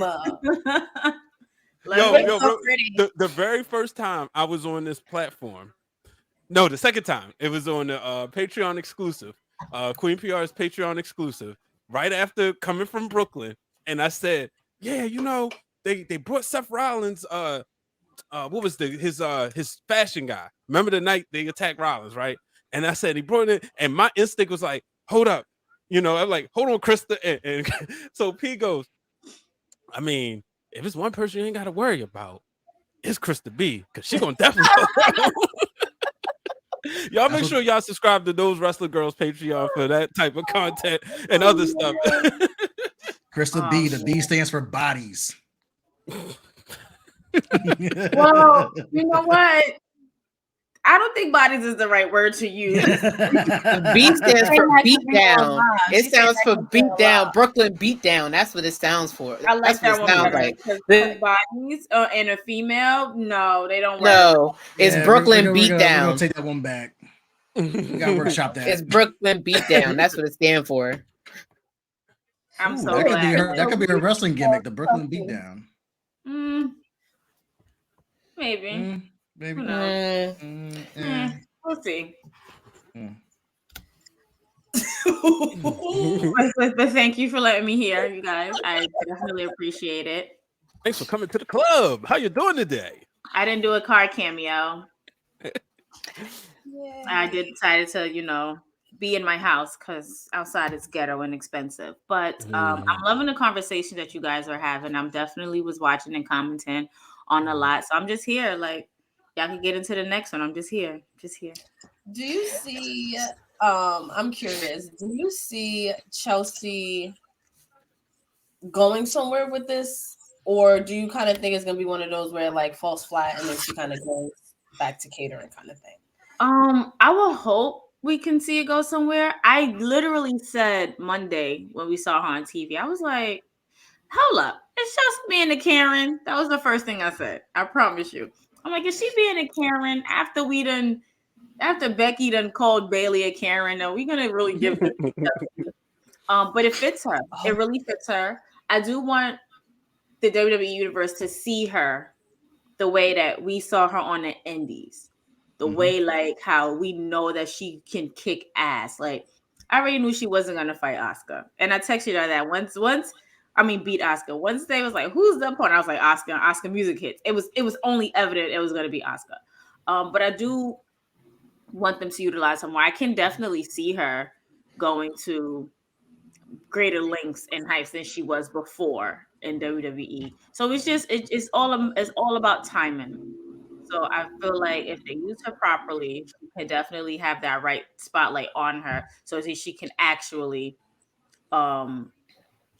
display her talents, because she's talented. And P, you forgot one thing. You forgot that we interviewed Chelsea Green for those wrestling girls, and the episode is out. Yo, Krista, I was really like, oh, we definitely have to review her. That's also one of our viewed episodes, is the one with Chelsea Green, and it was right after she got released, and she was very candid about things that happened. I wouldn't necessarily say she talked shit, because I don't think she'd be back if that was the case, but she was very candid about her experience, and it was very, very interesting just to kind of see how, like, the backstage perspective from someone like Chelsea Green, because she's not really a top star. She's trying, so literally every day she's showing like pinning things. So it's a good episode. You guys should go back and check that out. But I want to move on to Beth Phoenix, Edge, and everything that they're doing with Judgment Day. I love it. So I love it too. So I look at like Edge and The Miz. I love The Miz, I know that, but I'm always like, where's Maurice? Where's Beth Phoenix? And this time, I have to say that because Beth Phoenix was right there on Monday. So how do you guys feel about how this? I'm sorry, Beth Phoenix got to get her lick back, and I feel like this is time for her to do so. Like we saw her at Rumble. I would have loved for her to do what Rhea did. You know, it came out, did whatever, and then go into Rumble and they have like a mini brawl just to give us a taste of what to come. But the way they leading up, the way that they're going with this storyline is good, because you know she's gonna get her lick back. If she's not gonna get it back at Chamber, she's gonna get it back like at Mania. Like Rhea's gonna be in Mania. She's fighting Charlotte, and we don't know. Beth might come out and beat both their asses. We don't know. But Beth is definitely getting her lick back. And do we see the arms? Do we see the arms of Beth Phoenix? Oh my god! Body banging. At Extreme Rules, right? After I had finished recording an interview with Karrion Kross, I had to like walk past to go back to my seat, and it was during the Judgment Day's match. So I'm like walking, and I see like Beth Phoenix, and she's standing there like getting ready to like go out, and I'm just looking. I'm like, ain't no way I would ever mess with her. Now, mind you, I had seen her when she was the Divas champion in 2012. They did there was a car show in Baltimore, and she had we got there early enough, and like me and my dad, that was something we used to do back in the day. We would always go to the car shows, and it just happened so Beth Phoenix was gonna be there. So like my little cousin came, so we both got the chance to meet her, and I was like, man, like she was like more cock diesel. I'm like, okay, you know, and that was the night when, you know, they beat her up, and which is leading up to this moment. And I love the fact that they've spread this story out as opposed to like rushing through it. You know, we laugh and talk about Edge's millions of comebacks, and I think more is because of the fact it's a big deal as he come back instead of just showing up. But I'm here for it if he's bringing Beth with him, and I love the fact that they're doing this because their careers didn't like. You don't think about both like them like needing one or the other, but they came together, and now, you know, they had their time separate. Now they coming together as this huge power couple, and it's fun to watch. I believe y'all mentioned that on y'all power couple episode, that like in retrospective, right? If I'm not mistaken, I could be wrong. Oh, they was definitely mentioned on our power. It's like they are the epitome power couple. Because that was before Edge had came out of retirement. Right. When y'all recorded that, yeah. I believe they're the first Hall of Fame or the second Hall of Fame couple. I think, I don't know if it's Michelle McCool and The Undertaker that was first. Michelle McCool doesn't have a ring. In the Hall of Fame. So are they the only ones? They're the only Hall of Fame couple, yeah. They're the only Hall of Fame couple. So yeah, I like where it's going, and it's just like, who better than Beth? Like we saw her, as y'all was talking earlier about Rhea coming in and fucking up everybody's matches, and Michael Cole getting so frustrated. So it's like, who better than Beth? Yeah. It was cute when Mia Yim came, but it didn't make sense. Yeah. It didn't make sense. This definitely makes a lot more sense because of like you're forgetting Edge is fighting against something he created. So it's kind of like the creator fighting his own monsters. He wasn't leading that cult, calling them followers and stuff. Like he wasn't leading that cult. Listen. I caught it with you, sis. I was with you. I caught it. I said, okay. He was like, wait, was it? You met Kettle? Y'all both black, but okay. But either way, I was like, y'all both black, but y'all caught, and it's fine. But like I said, it's like it's almost as if the doctor had to take down Frankenstein himself, right? And who better than to match? He needed somebody who needed to match. She needed somebody who matches energy. There ain't nobody left. Like Mia, we love you. We stand you. Shout out to you. You're not matching energy, Rhea. I'm sorry. Like you're not the secret weapon that's needed. The secret weapon should have been Beth, hands down. And now we're finally gonna get an elimination chamber because even when you watch what happened when Edge was literally forced to choose watching her get beat up and quitting, he got to get his lick back because now you playing with fire because I done told you, I basically gave you myself so that you don't touch my family and you still touch my family. I'm definitely getting my lick back. And Beth is like, you put your hands on me, sis, when I was down. Oh, I'm definitely getting my lick back. So while lick back is licking back, this is the perfect person. And she tried to take her out. She hit her with a brick, nonetheless. Like this is it. Like this is it. This is it for me. This is probably going to be one of the most must see. I can't wait to grade this because guess what? Surprise. We grading this for the scorecard. This is going to be one match for the books. I can't wait to watch it. And just a reminder, this is how the grades go. Thank you. Did we listen? And they already up post 4 because the build up, y'all know the build up been good. That's a big one. That's the big one. Yeah. Dave Meltzer ain't got nothing on you. That's a fact. Meltzer who? Who? Who's that? We don't know. We don't know him. We don't know. We don't go here. We don't go here. He sell food stamps or something? He doesn't even go here. So I do want to note something too. Is Rhea's star power because she is in the title picture. She's a Royal Rumble winner, and at the same time, she always kind of had the best storyline lingering. So where we didn't need it rushed, we still care, we still are invested. And as much as everyone is for Rhea, like she was the only one that could possibly win a Royal Rumble, she needs her ass whooped. And like he said, like Beth is the one to like. She got it coming. Like Rhea Ripley, as much as I love her, you got an ass whooping coming for you, and I really hope that Beth is able to play hands on you because we do gotta protect Rhea. She's going into a Mania Championship match, but I'm gonna need Beth to get her leg back. Well, see, at the same time, we all watched that Extreme Rules match. Brian was there in person. Us four, we were in Legends. We saw what Rhea did to Beth with that concerto. That's an ass whooping and then some. Well, she can lose that match and still be protected. One, she's losing to a Hall of Famer, losing to one of the best ever to do it. So she'll be fine. And then this sets up for a Beth match with Rhea in a championship match at one of the other premium live events, So it's already no rematch clause, but we know Charlotte gonna get a rematch. But I mean, come on now, them two 1-on-1 for the women's title, book it. Book it.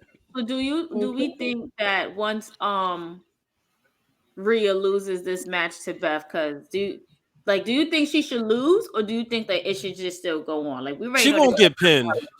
She won't get pinned because they're not crazy enough not to let that momentum. Yeah, they're not stupid enough to let her lose that momentum going into Mania. Her momentum into Mania will definitely. Finn's eating that.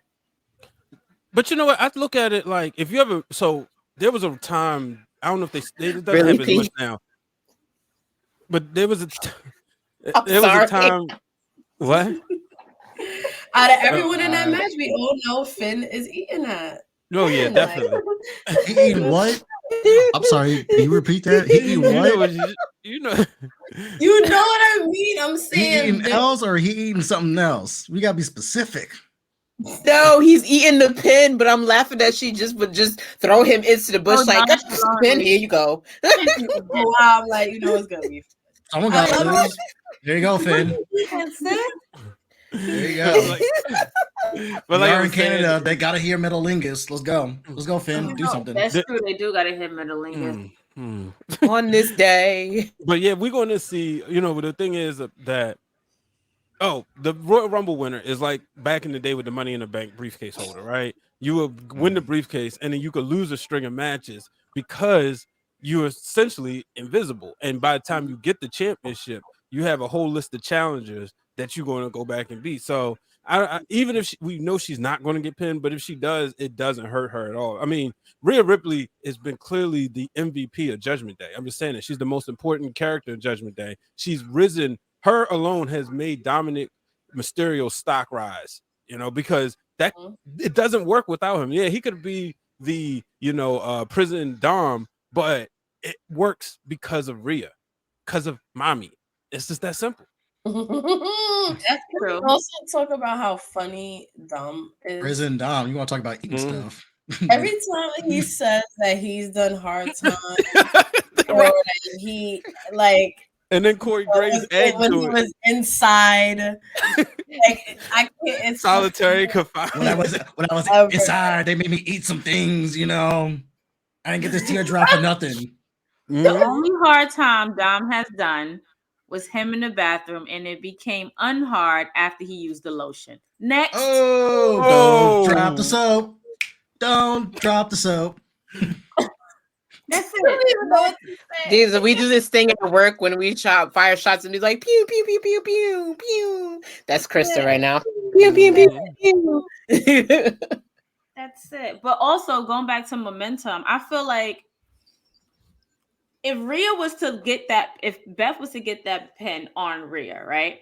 And somebody said about losing momentum, I feel like that can also be the fuel to the fire for her to go into Mania against Charlotte, put on a hell of a match, and then come back around to get her lick back from Beth. But we still gonna it's like we're gonna kind of forget this storyline in a bit and this in a few for a little bit because we want to focus on Rhea and Charlotte. But Rhea got Beth in the back of her mind. Like I'm gonna finish you. I'm gonna finish what I started with you. I'm just gonna put you on hold.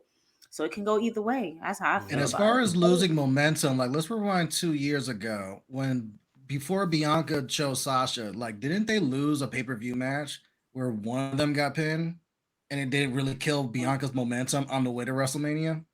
Yeah. So there's also where an L doesn't really hurt you depending on how you take that L. True. That is 100% true. But let's take a quick break. And then we'll come back with our Black History Month Spotlight of the Week and that very, very emotional promo between Cody Rhodes and Paul Heyman. Oh my God. So the interesting part, too, about the Charlotte and Sasha thing was that it was very much a flip-flop.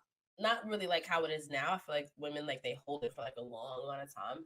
But Charlotte came over to Raw. She was drafted to Raw, and that's when they renamed it the Raw Women's Championship. And on the first night that she was a Raw, officially a Raw superstar in 2016, Sasha Banks beats her for the title. So it was shocking. And that's what I love. Like when I was rooting for Alexa during, I was like, if Bianca drops it, I'm like, the shakeup, which now sounds crazy. But it's because it's a shocking thing. Watch your words. People were like watching it and being like, oh shit, Charlotte lost. Like Sasha Banks won, and it's the person that everybody's been rooting for so long. I love that. And I love that they had that back and forth because you never really knew who was going to win. Going into like Extreme Rules and all that and SummerSlam and like you really never knew who was going to win. Sasha had these really short feuds that everybody didn't like, but I enjoyed the back and forth. Like it just made it so exciting. It did. Like I said in previous episodes, like they literally brought out the best in each other.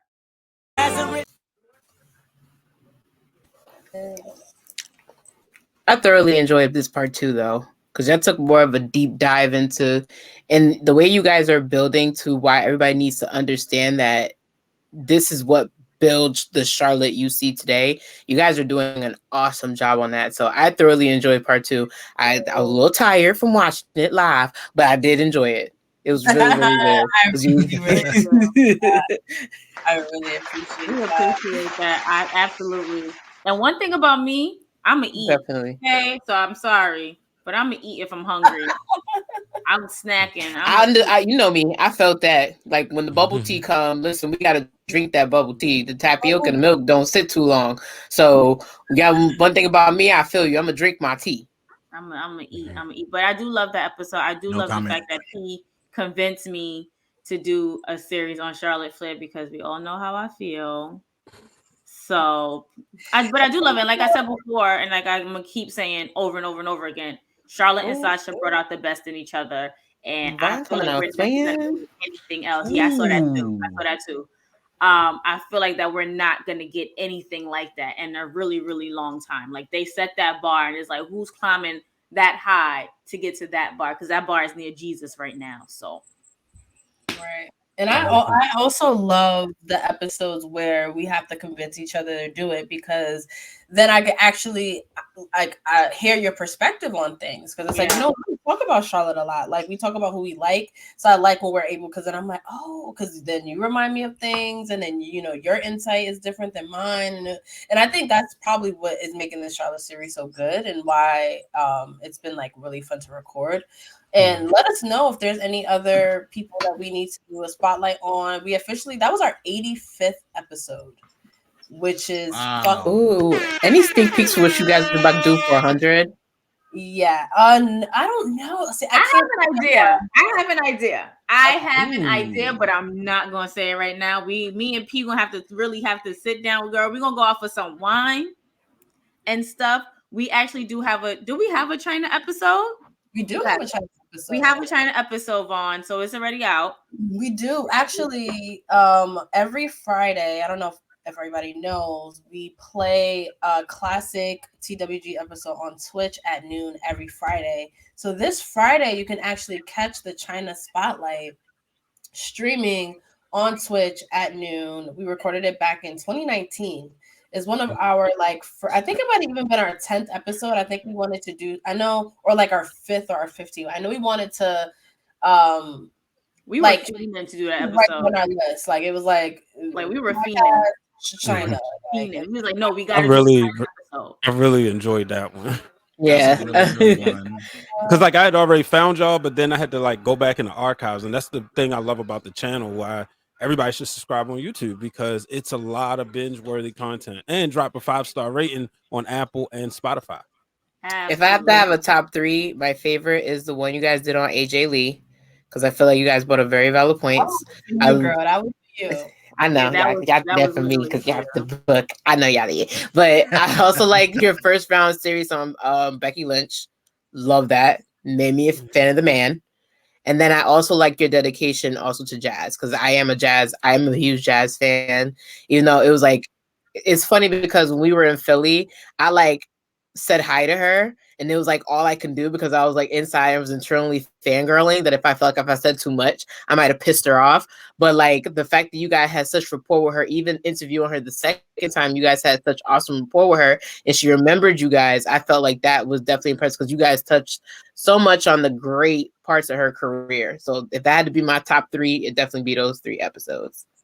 So make sure y'all watch that, because y'all know what y'all missing if y'all don't watch that. We love that. But yes, P, we're gonna talk about episode 100 because I do have some ideas in mind.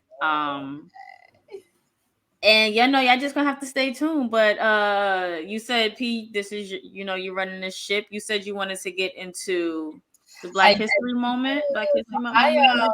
So real quick, so Rakarsha had put this in the comments earlier. We didn't get to talk about it real quick. I did not know about this China doc on Reels, but I will definitely find it and we will watch it and we'll talk about it Wednesday. Have you seen it, Rakarsha? How is it? Let us know. We'll reconvene. There's a new one. Yeah, apparently. I don't even know what Reels is. Reels is a channel. It's like a it's like I think I have Reels, like one of them documentary channels, whatever you see, like a what? Oh, okay. Is it like a Pluto TV type? No, it's not. No, It's like when you get like A&E, or like Stars, like the ones that watch that you really just can watch documentaries or like behind the musics and stuff like that. That's for real. I just found it. Yeah, I remember this. I watched a story about the Fast and the Furious, the unknown like story about it is on there. I have Reels, so I'm gonna have to watch that. I'm gonna have to watch that. P, I thought you said like a. Never mind. I'll text you. Never mind. Okay.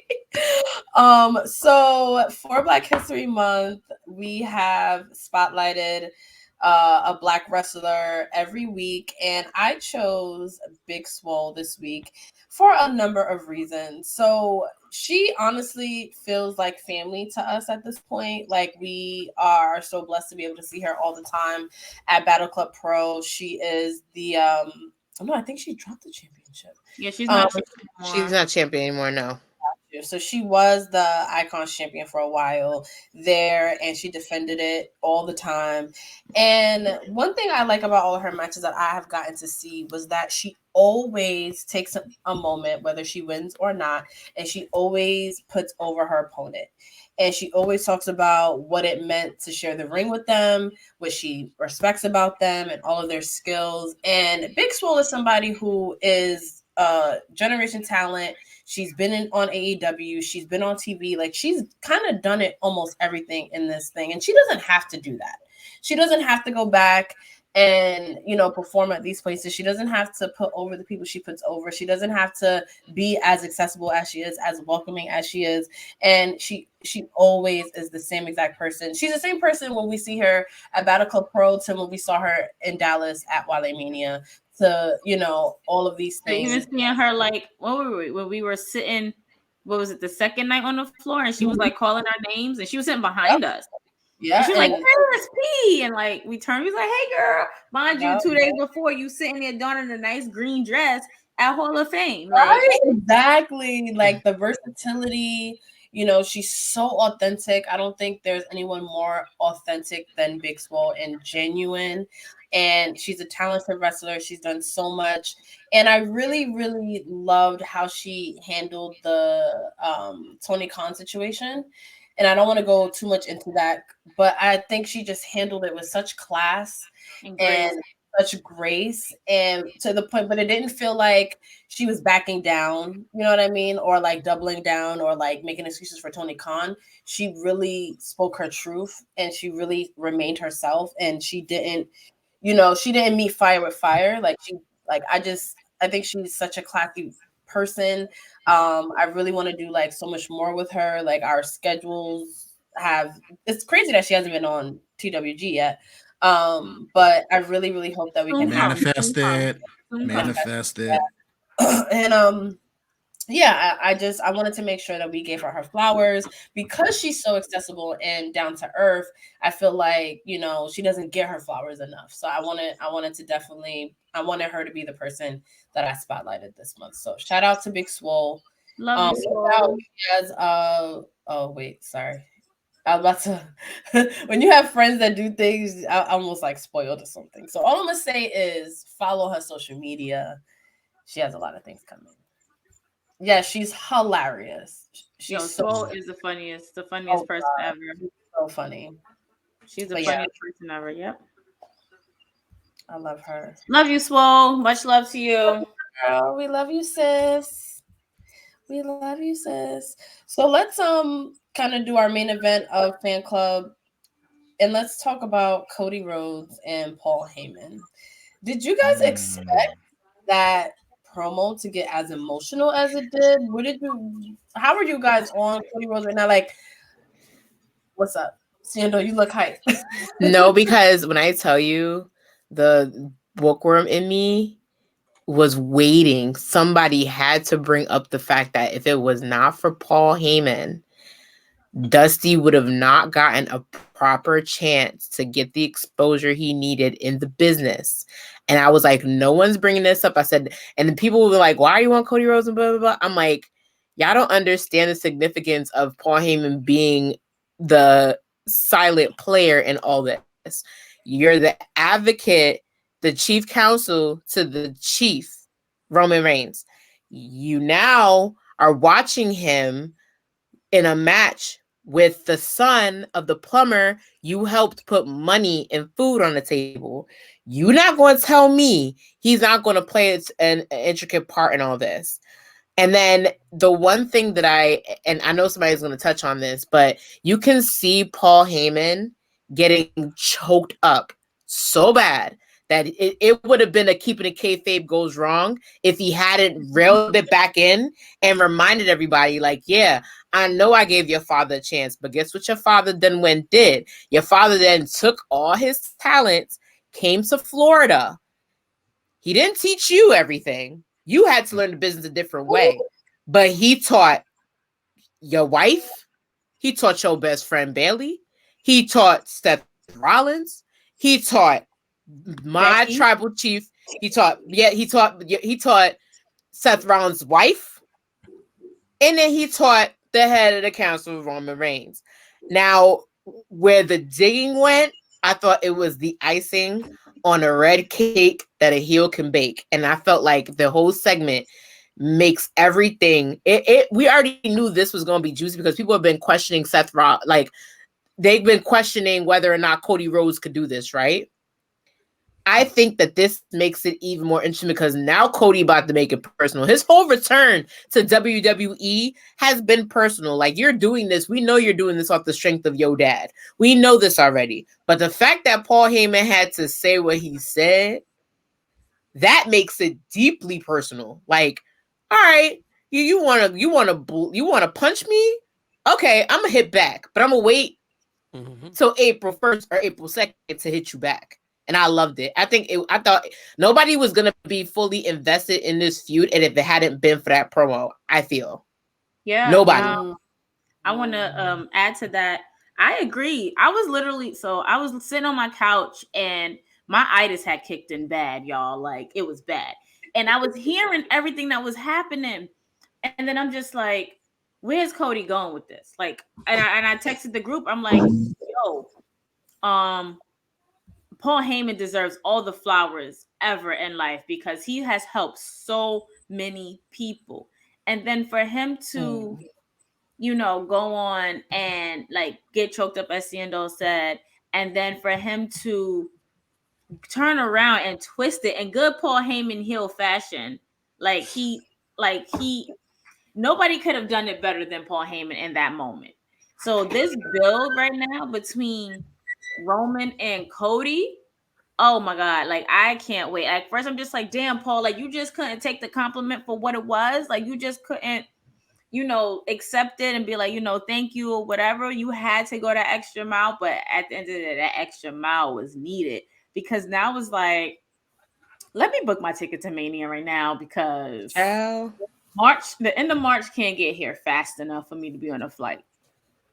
I can't wait to, like, that is something that is must see, whether you're in the arena or at home watching it or at Legends or wherever you are, you have to watch that because that's storytelling. I feel like anything with Roman Reigns, the tribal chief, and how long it's going is good effing storytelling. Yeah, it's so much to unpack here. And I know we're running out of time. But the thing is, like, with this, when you see what Paul Heyman get broken, that never happened. Sorry, something just blew my mind from work. But sorry about that. But that never happens. Like, Paul Heyman is the only person who broke it was Sami Zayn, and even then, he was the one that had to wrap up that segment. But when I seen the tear get shed, I was like, "Ooh, yeah." Because somewhere in there too, Heyman does have a soft spot for Cody. He has a soft spot for Cody's father because if you ever listen to Paul Heyman be on podcasts, who's the person that Paul Heyman credits for him even knowing how to cut promos in the first place is Dusty. And he mentioned it. So for Heyman deserves every single rose, every single flower in the garden because for you to take that and circle it back to then jab me, that's art. Yeah. That's Heyman fashion. Exactly. Mhm. Can't And I nobody do guess it. I'll just clean up with this. So for me, I look at it as we're getting reintroduced to Cody, but it's also we also got to present it in a way that this is why Cody is going to be main event in WrestleMania, because right now everyone's attention is on the Tribal Chief and Sami Zayn and Elimination Chamber and everything Bloodline related. So with this promo, for me, it was like, boom, this is why Cody won the Royal Rumble. This is why Cody has been that guy that they've been pumping up. This is why we're getting this in Los Angeles to begin with. And it's also a reminder of how long Heyman's been in this damn business, because even I forget, like, who the hell haven't you worked with at this point? And you see how deep and how far this. Damn, that got me off guard. But you see how far and how long this story goes back to, as far as like the histories and stuff like that. So it's like Brian said, perfect. You don't see Heyman get choked up like that. That's probably the first time I've ever seen him choked up like that. And I was like, damn, they're really hitting something because it's connecting. And then just to bring it, reel it in, and end it like that was like, perfect. Let's keep building, because we gotta build this to Los Angeles if we're gonna get to the payoff of Cody and Roman at Mania. We don't know who's winning. We don't know who's winning, You and don't know. that part right there, like I'm just like nah. And this is and I'm ashamed about to say this, but if Cody takes it, I wouldn't even be mad, because once Heyman said what he said, all right, pick your mouth up, sis. So what? Stop. I wouldn't be mad I'm because shocked. that's good storytelling. Like it's so good. Like why would you would want it if it was to go either way? You will not be mad. You cannot be mad. I I only want to probably see cry a him little take bit. one belt. I don't want to see him take both.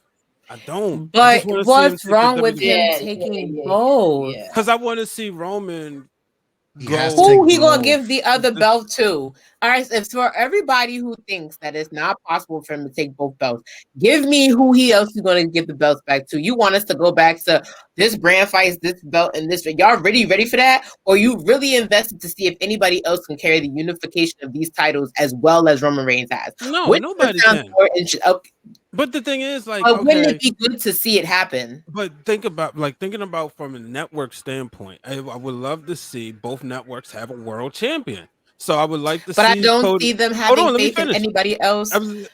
I'd like to see Cody as the WWE champion. That's the title he's been chasing. He's already been the face of Raw. Well, they was trying to peg him as the face of Raw when he came back. You know, immediately he was front and center on all the posters. Let him hold the championship. It was cool. It was cute. Roman had the Universal Championship and the WWE Championship. He deserves to go into WrestleMania holding both belts. I would like to see a scenario where they split the belts. Clearly, they're not going to merge the titles, because if they did, they would have done it by now. So you're trying to sell two different championship belts. So now, let Roman hold on to the other one. I don't think Roman said this. He said they're only in the second quarter of his whole run, the bloodline thing. That means there's still some distance they can go with this. They're gonna make stars. You got Gunther, you have other stars. Shoot, then you got Solo, who's just a freaking wild card. As far as we know, by SummerSlam, he could turn and want to do something. We don't know. That's what I want to see. Got the Usos. You still got main event Jey Uso in lurking. Jay got to get beat down. He got to get beat. It's so much, and that's what makes this so exciting. But I do want to see the title split. While I hear you, Brian, and you make valid points, I do want to see those titles split after Roman loses, because you made such a humongous deal going into Dallas last year on title for title and unifying that damn title to begin with, that to have Roman lose one of those titles kind of devalues whoever takes it from him. Like, if Roman's gonna lose, he's gotta lose 1, 2, 3, both. and whoever beats him takes both, because it's gonna make so much more of a difference and so much more of a moment that this guy, who you can count on one hand how many times he's been pinned since he got the damn Universal title from the Fiend, to lose both of those titles after. And remember, it wasn't just a little deal with the whole Brock Roman running back in Dallas. That's all you heard from Royal Rumble all the way till Dallas, is them damn title for title thing. So for him to lose it in that same fashion is going to mean a big ass deal, and whoever beats him is going to be an even bigger deal. And then And then you split it after. Right. And then to put respect where respect's due, you literally have hyped us with somebody who can come back, who has been living a dream. He's the dream. He's literally the light that may be able to, and in a respect, all these people that have fought Roman Reigns for both titles, Kevin Owens, that all these people, they all got to go for both. But now that Cody Rhodes is back, we're just gonna, okay, let's make it soft on him that he's back because he's been doing his own thing. We're gonna give him one title. Fuck you. Give me both. Give me the opportunity to lose, to get both. And then if I lose and you like, all right, well, I feel bad for you. Let me make it light on you. Let me take you to SummerSlam where I can let you get one title, buddy. And if you get one title off of me, let's see who can get the other one. That would make sense. But don't cheapen me when the vision for me to come back has been, I'm going to fight whoever's at the top to fit this legacy. It's been an American nightmare for me. It's been my daddy's dream for me to have this title. Give me both. Give me a shot at both. If I lose, I lose. If I win, I've submitted my own legacy. But don't cheapen me by giving me one goddamn belt and think I'm going to be happy with it. No. That's what we're not going to do, Cody. You still ain't changed my opinion. That's fine. My opinion is sir. But again, if you like cheap liquor, sorry, I go for the premium, honey. Pete knows we go top shelf. We don't drink aristocrat. Yeah, we ain't on Roman level. We don't do bar liquor. We do premium top shelf. I want both. Okay, I'm just saying. Why are you arguing with somebody who stands Hogan? Oh, Sister, thank you for bringing it back. And that you can respond to that, brother. Where's the keeping it fake kayfabe go wrong? Don't point at me. I ain't no Hogan fan. Nah. This night has went crazy because Russell Westbrook just got traded. Where? Utah. To where? He got traded to Utah. To the Jazz. Hold on. And then they're saying Utah is interested in buying him out, and the Clippers. Oh hell no! The Clippers are interested in him. Oh man, I mean, they're gonna have the All-Star game in Utah. So hey, I mean, like Westbrook's my guy, but it wasn't working. So yeah, right, the most bummiest damn NBA. But the Lakers got D'Angelo Russell back, the snitch. Okay, I seen that. I'm looking at it now. Oh, damn, okay. So it wasn't work. It really was working for him in LA. So Russ went home. It didn't work. So now we're gonna send him to the whitest city in America to get send him to Mormon County. Also, to where it also didn't work. But they might buy him out and he'll go back. So it says Clippers, Bulls interested in Russ. Mm-hmm. So, Right, well, good luck to him wherever he lands. Oh, salute to LeBron for breaking Kareem's record because that's the only thing you're going to be getting for trophies in LA this year. Whoa. Damn, bro. Come on now. And the last time the Knicks won, we're not doing Dynasty. This. We're not doing this on the platform. Because 1973. Can we kick people out the club for talking about something other than wrestling? Because we're not doing this. You're not about to have y'all. You're not going to have y'all beef. Kick me out. You don't ask her to kick me out. I'm gonna ask her to kick you out because we're not doing this. We're not talking sports, especially basketball, and disrespect to other players and teams. Brian Danielson is bleeding. Yeah, he's bleeding bad. What else is new? What else is new? Somebody bleeds on there once a week. If you say Roosh, I don't know, some Roosh. Roosh is good. You know who Roosh? You know who Roosh reminds me of? Roosh is really Santos good. Escobar. He's like, yeah. Yes. That's what I thought. I'm like, I don't know. Former like, Ring of Honor world champion. I don't like this. I don't like this for Brian Danielson. I don't like this at all. Although it's starting to become everybody's doing the Dean Ambrose once a week. I'm getting tired. Like, can you have a hepatitis free freaking Dynamite, please? No. Can we stop? Someone's probably like contract. You gotta bleed. No. When we all went, how many times did we see blood when we went to what was it? Full Gear once, right? And it was like the first freaking match. Didn't Jungle Boy bleed out? Yeah, and it was like within like 20 minutes. Yeah. That should be The an fact over that under they on the bleed drinking game. more on the free weekly show than they do on pay-per-view is wild. I was just Wild. telling my brother, I was like, yo, this is why I can never go to an AEW match, because it's like you would never know. Like if they ever had like a first blood match, the like camera Kane and bleeds, Undertaker got did, blood on it. you never know who's gonna win because they both bleed as soon as they enter the ring. Like, how would you judge that? Like, no, I don't need that. How do you judge Mhm. that? How do you, make that a meme? Make that a meme, a gif. How do you judge that? Like, I don't- Yeah, and like then it kind of loses. It's just like, oh, again, Mhm. you know, and like people, real quick, like knock WWE for like certain like ridiculous things, like the no bleeding rule and stuff like that. But there's a lot of like reason behind a lot of those ridiculous things. Of It makes you like, appreciate it now. right, like what we're talking about, and then we know someone's bleeding, like they're actually getting the shit beat out of them, or it's a part of a blood feud, like, you know. But AEW is just like, okay, another week, another bleeding, like doesn't really matter. like, Unfortunately, kids. there's a market for it, and people like it, so that's why you get it. And it ain't for us; it's for someone else. Right, 100%. And congratulations to Beyonce. We're gonna go non-wrestling. We gotta give it up to the queen. Are you okay, All the Justin? great except the something one that wrong? matters. Justin, you've been kicked out the club enough. Don't do that. Please stop. Oh no! He's pro No, this is not going at Beyonce. This is going at like what? This is more towards the Grammys, and this is why I don't watch the shit, because like you have this problem with black and brown creatives where you'll nominate them for your top 3 awards and not give them the fucking awards. Like this is the They fourth keep time doing for it to Beyonce. Yeah, like Beyonce is like the prime example of like 4 times she's been nominated for Album of the Year. Honestly, at least she should have won at least one of those. She should have won this one. Two are debatable, and 2 are like, yeah, she should have This won. is no skips. I feel like they do that to humble her, though. I don't know why. I had this conversation with somebody, and P's making the same face that person make. But listen to me, like it's one thing. Like, okay, you give it to Adele. I understood Adele a little bit. You gave it to Taylor Swift. And Taylor Swift, I didn't agree with Taylor Swift. Taylor Swift was all hype. Like, why the fuck would, like, no, it should have never been given to Harry Styles.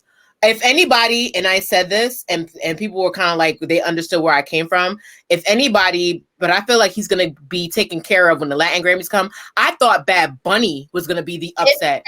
Because if anybody, it should have been Bad Bunny, because that's that album, he fused the fuck out of that album. It was well fused to the max. And I love him, and I love that album. So he was coming off a great album, and then that Un Verano Sin Ti was even better. That's like that's like doing It Was Written and then doing Illmatic next. I thought that good and that momentum. And then P, you were there where like we went to the concert, so you're seeing it firsthand. He was doing it every fucking where. No one else was doing it that year, to where he was selling out concerts and was moving shit. So back to what Seindole saying, if it wasn't Beyonce, it should have went to Bad Bunny. But it goes to the bigger problem of you nominate her for this 4 times. 4 times she's had to watch someone else that shouldn't even have fucking won this award get this award. You got Adele literally on national television apologize and basically be like, I wish that she won because I don't deserve it. Right. So can I just say this real quick? Can I just say this real quick? It's funny that we're having this conversation and you guys definitely hit these points, because today I guess I can announce it. We recorded the very first podcast for WBLS, and we talked about all of this, which is either supposed to come out tomorrow or Friday. So please stay tuned for that. When I say we touch all these topics, we touch all of these topics and then some. So, and it's funny seeing though, like me and my co-host. My co-host said the exact same thing you said. If it wasn't Beyonce, it should have been Bad Bunny. It should have gone to him. It should have gone to him. That was those like, 2 best albums, and then there's a drop off for everything else. For you to take a 90s cult KTU classic that only played in Puerto Rico and to put it in your music, like, can't nobody tell me Harry Styles put out the same bullshit with faster tempo that Ed Sheeran did. So you tell me what that did to earn a Grammy. What? The fact that he wears jumpsuits and bobas, I don't care. I don't care. The fact that he did a concert for almost a whole year last Billy year. Joel been doing it. He's still selling out. I don't care. Huh? Who cares? What? Billy Joel been doing it, and he been selling Billy out. Joel That ain't is got an no new award. album. Yeah, What but I'm saying is, and this is the point that I made. I'm like, these people who are voting for these categories are peers. You understand? And these peers probably went to go see Harry Styles however many times he was at Madison Square Garden on repeat. Beyonce comes out towards the end of the year, like towards the end of the year, and they're like, yeah, it's good, we have it on repeat, but we got a Harry Styles visual. So my point was, so did Beyonce need to release a visual first for her to win album of the year? Because she did it with Lemonade, and Lemonade was no skips, and she should have won album of the year for that. Even Adele said so when Adele won. But you see that she didn't win that, so you can see that to them, visuals don't mean shit.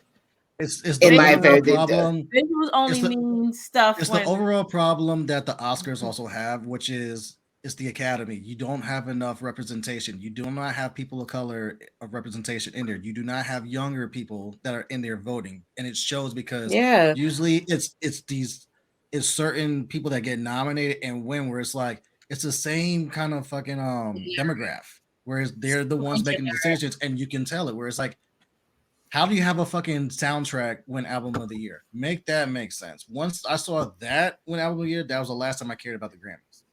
Yeah. Just like the Oscars have that same issue where it's like this movie that maybe like 17 people have seen that wins Best Picture. All right, bet. This ain't the way that Beyonce is never about to go back to the Grammys for a while. Yeah, I don't want. We don't think that she's trying for Jay-Z to be like, "You're welcome." Yeah, Jay-Z was like, "I'm gonna perform for y'all real good and remind y'all that it's been 50 years of hip hop and I'm out. Like I'm gonna throw my little Rock Nation brunch and be out." That's it. This is why Drake boycotts. Probably not go because he didn't go last year. He threw a Rock Nation. This is why he threw a Rock Nation brunch. This is why a lot of hip hop artists boycott and just like, I'm not going. Why? This is the way. Yeah, I remember when Eminem said he boycotted and he broke it down perfectly. I mean, they ain't been back since. And also, I feel like nowadays, as much as I respect the Grammys, nowadays you really don't need an award to sell 1 million of singles or stream 1 billion of times. So, yeah. It just shows how great Beyonce is. I just want to say congratulations to all the Black people making history during Black History Month. That's it. 100,000%. And she made 65, baby. Right.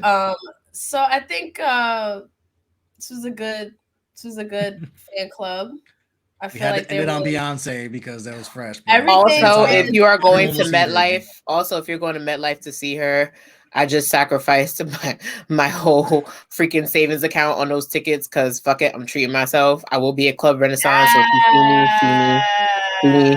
If you see me and Crazy Regina disco balling it underneath in the cold at MetLife, come tap us. You're welcome. You said in the cold. It's gonna be hot. It's in July.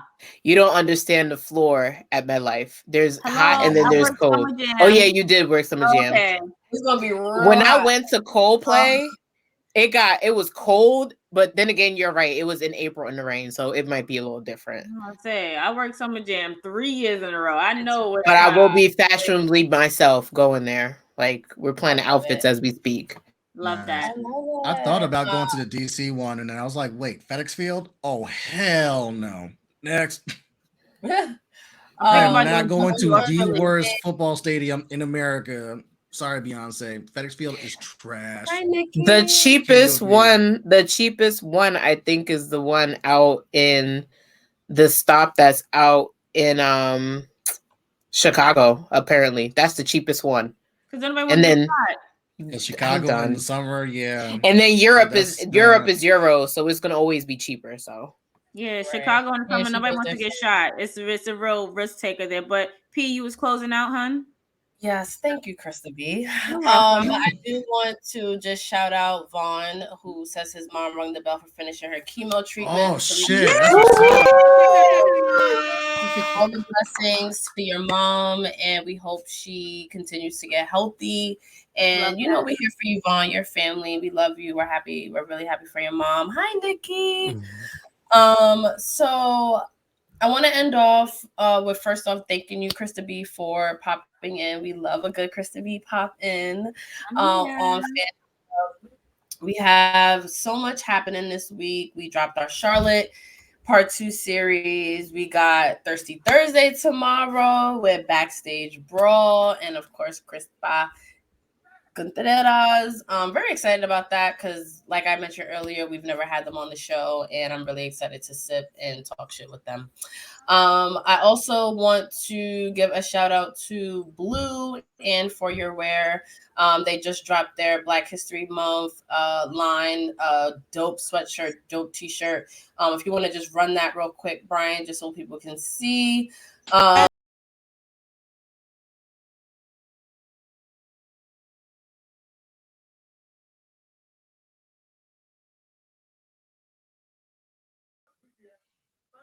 I need that. Love it. Yes. I already ordered mine. I'm waiting for it to come. Oh, look at The Rock standing in the middle like that. Do we see him? As he should. As he should. Do we see him? Speaking of Black History, P, can I plug me real quick? 100,000%. Okay, as you all know, or if you don't know, I am brand ambassador for the month of February for Art is Bond. 20% off. Code TWG Krista B. Please support Black businesses. Her outfits are dope. Okay, outfits are. It muted you. Damn. Unmute Krista. The guest got cut off. Yo.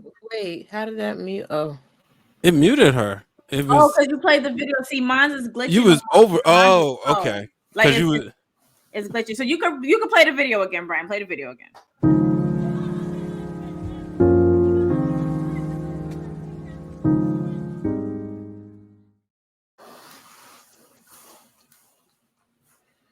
As we wait. I like that sweatshirt. I like that sweatshirt too. That was dope. That's literally, as soon as I saw it, I was like, no, I need that. Literally my favorite sweatshirt. So please go to Art is Bond. Use the code TWG Krista B for 20% off. She has dope sweatshirts, very uplifting, very empowering for Black history and for Black people all year round because we lit. Like, that's just us. And also she has these dope candles that come with playlists. So if you want a candle, a sweatshirt, support TWG Krista B. TWG Krista B is the code. So please go and support. I'm about to buy some more just to support. Throw my code in there. Absolutely. So we going up in February. And thanks, Vaughn. I love it. And Vaughn has merch coming, so we'll definitely look out for that as well. And for his podcast. And I just want to thank you guys for the crew for joining me on this Wednesday. It was a day, and I definitely needed this. And I had a great time as usual. Those that are joining TWG Fan Club for the first time today, it is a wrestling fan club. Every Wednesday, 7 to whenever p.m. Eastern, exclusively on Twitch, and we recap all the highlights in women's wrestling for the week, and we just chop it up with just everything pretty much. So I will let everyone sort of plug themselves, and we'll get on out of here. Start with the guests. Oh, I thought I usually close out because whatever. Okay, it's fine, whatever. As you know, I'm one half of those wrestling girls, Krista B. You can find me on Instagram, Miss_Krista B _KRISTAB _, and the same on Twitter, MS_KRISTAB, no underscore. Please make sure you follow us on Twitch. On Twitch, please do not just follow. Please subscribe. Please subscribe, not just follow on our Twitch channel. Last week we got rated. Our stream on Friday, Krista B Sounds, TWG presents Krista B Sounds Off with CRISPA CONTRERAS, got rated. We have over 100 views that episode. Yep. So please don't just follow. Also subscribe. We have some fun, dope content coming for you. Also make sure you subscribe and follow us everywhere TWG can be found. Just look out for the pink signature headphones and you'll see us. And now we go on our normal order. So it'll be my turn. You can find me on Twitter, Instagram, and TikTok at It's Justin Rich. You can find me here Wednesday nights from 7 to whenever we get thrown out the club for TWG Fan Club with these 3 illustrious, beautiful people. Well, 4 because Chris is in here now too. You can find me Tuesday nights around 6:30, 6:35 for a Turnbuckle Talk with Mimi and Corey on Twitter Spaces. You can find me on YouTube time to time for True Heel Heat Sports and True Heel Heat Wrestling, where we talk sports and wrestling. Y'all may just pop up in here. You just never know. We here, we outside, we active. Salute to Beyonce. Salute to LeBron. Record breakers. Google Record Brian H. break. Waters. Oh my bad. But yeah, you started talking. And I rudely interrupted. But Ciao. You just anyway, tell us who you. that was the way I started my spill. Google Brian H. Waters, and you will find every Wednesday and in the morning, or I should say afternoon, Wednesday worldwide with me and Cal and Ben. This week we talked about the possibility of Gunther and Brock Lesnar, as well as we had Seahawk Cam on, and we also talked about the Toxic Attraction breakup there as well. Every Wednesday, every Wednesday here, find me in the club, 7 p.m. Eastern time, and then in the evening tonight at 10:30, the Wrestling Realm Now podcast. Tonight we talking about wrestling getting personal. So we touched on it. Cody Rhodes and Paul Heyman, things got personal. We can also touch on some other stuff, and we might even throw a throwback to the very first season. Probably, I actually believe it was like episode 3 of the Wrestling Realm, where we talked about bounties in professional wrestling, because that's where a lot of stuff did get personal too. So that'd be a nice callback to 2011. But you can also check out Breaking Through Glass Ceilings. This week I got OJ Spivey on. So make sure y'all check out those episodes. As noted before, you can catch Krista B, Seindole, Queen PR's episodes in the archive. So make sure y'all check those out as well. Follow me at Brian H. Waters on all social media platforms. All right, and last but not least, it's always me. It's your honorary wrestling girl, Seindole, be in the building. Shout outs to come hang out with me and the bestest friends that anybody can have every Wednesday here at 7 o'clock sharp here on Twitch. You can also catch me tomorrow night with the party crew in the club with Backstage Brawl here for Thirsty Thursdays, along with Chris in the building. You can also catch Tia Tamara by following us on reload.relive on Instagram, reload via film on Twitter. And you can also catch me on my other mental health initiative, The Well Minority, as well as the mental health podcast, The Well Minority, dropping first episode on March 1st. So stay tuned. Whoop, whoop. Can't wait. And you can also catch me at Club Renaissance so we can shake ass together. See y'all there. Oh, I love it. I love it. I love it. On that note, I'm still in Krista B's line. So on that note, it's been TWG Fan Club, and we will see you tomorrow for Thirsty Thursday, Friday for Krista B Sounds Off, and then back here Wednesday, 7 p.m. Eastern on Twitch. Peace. Good night.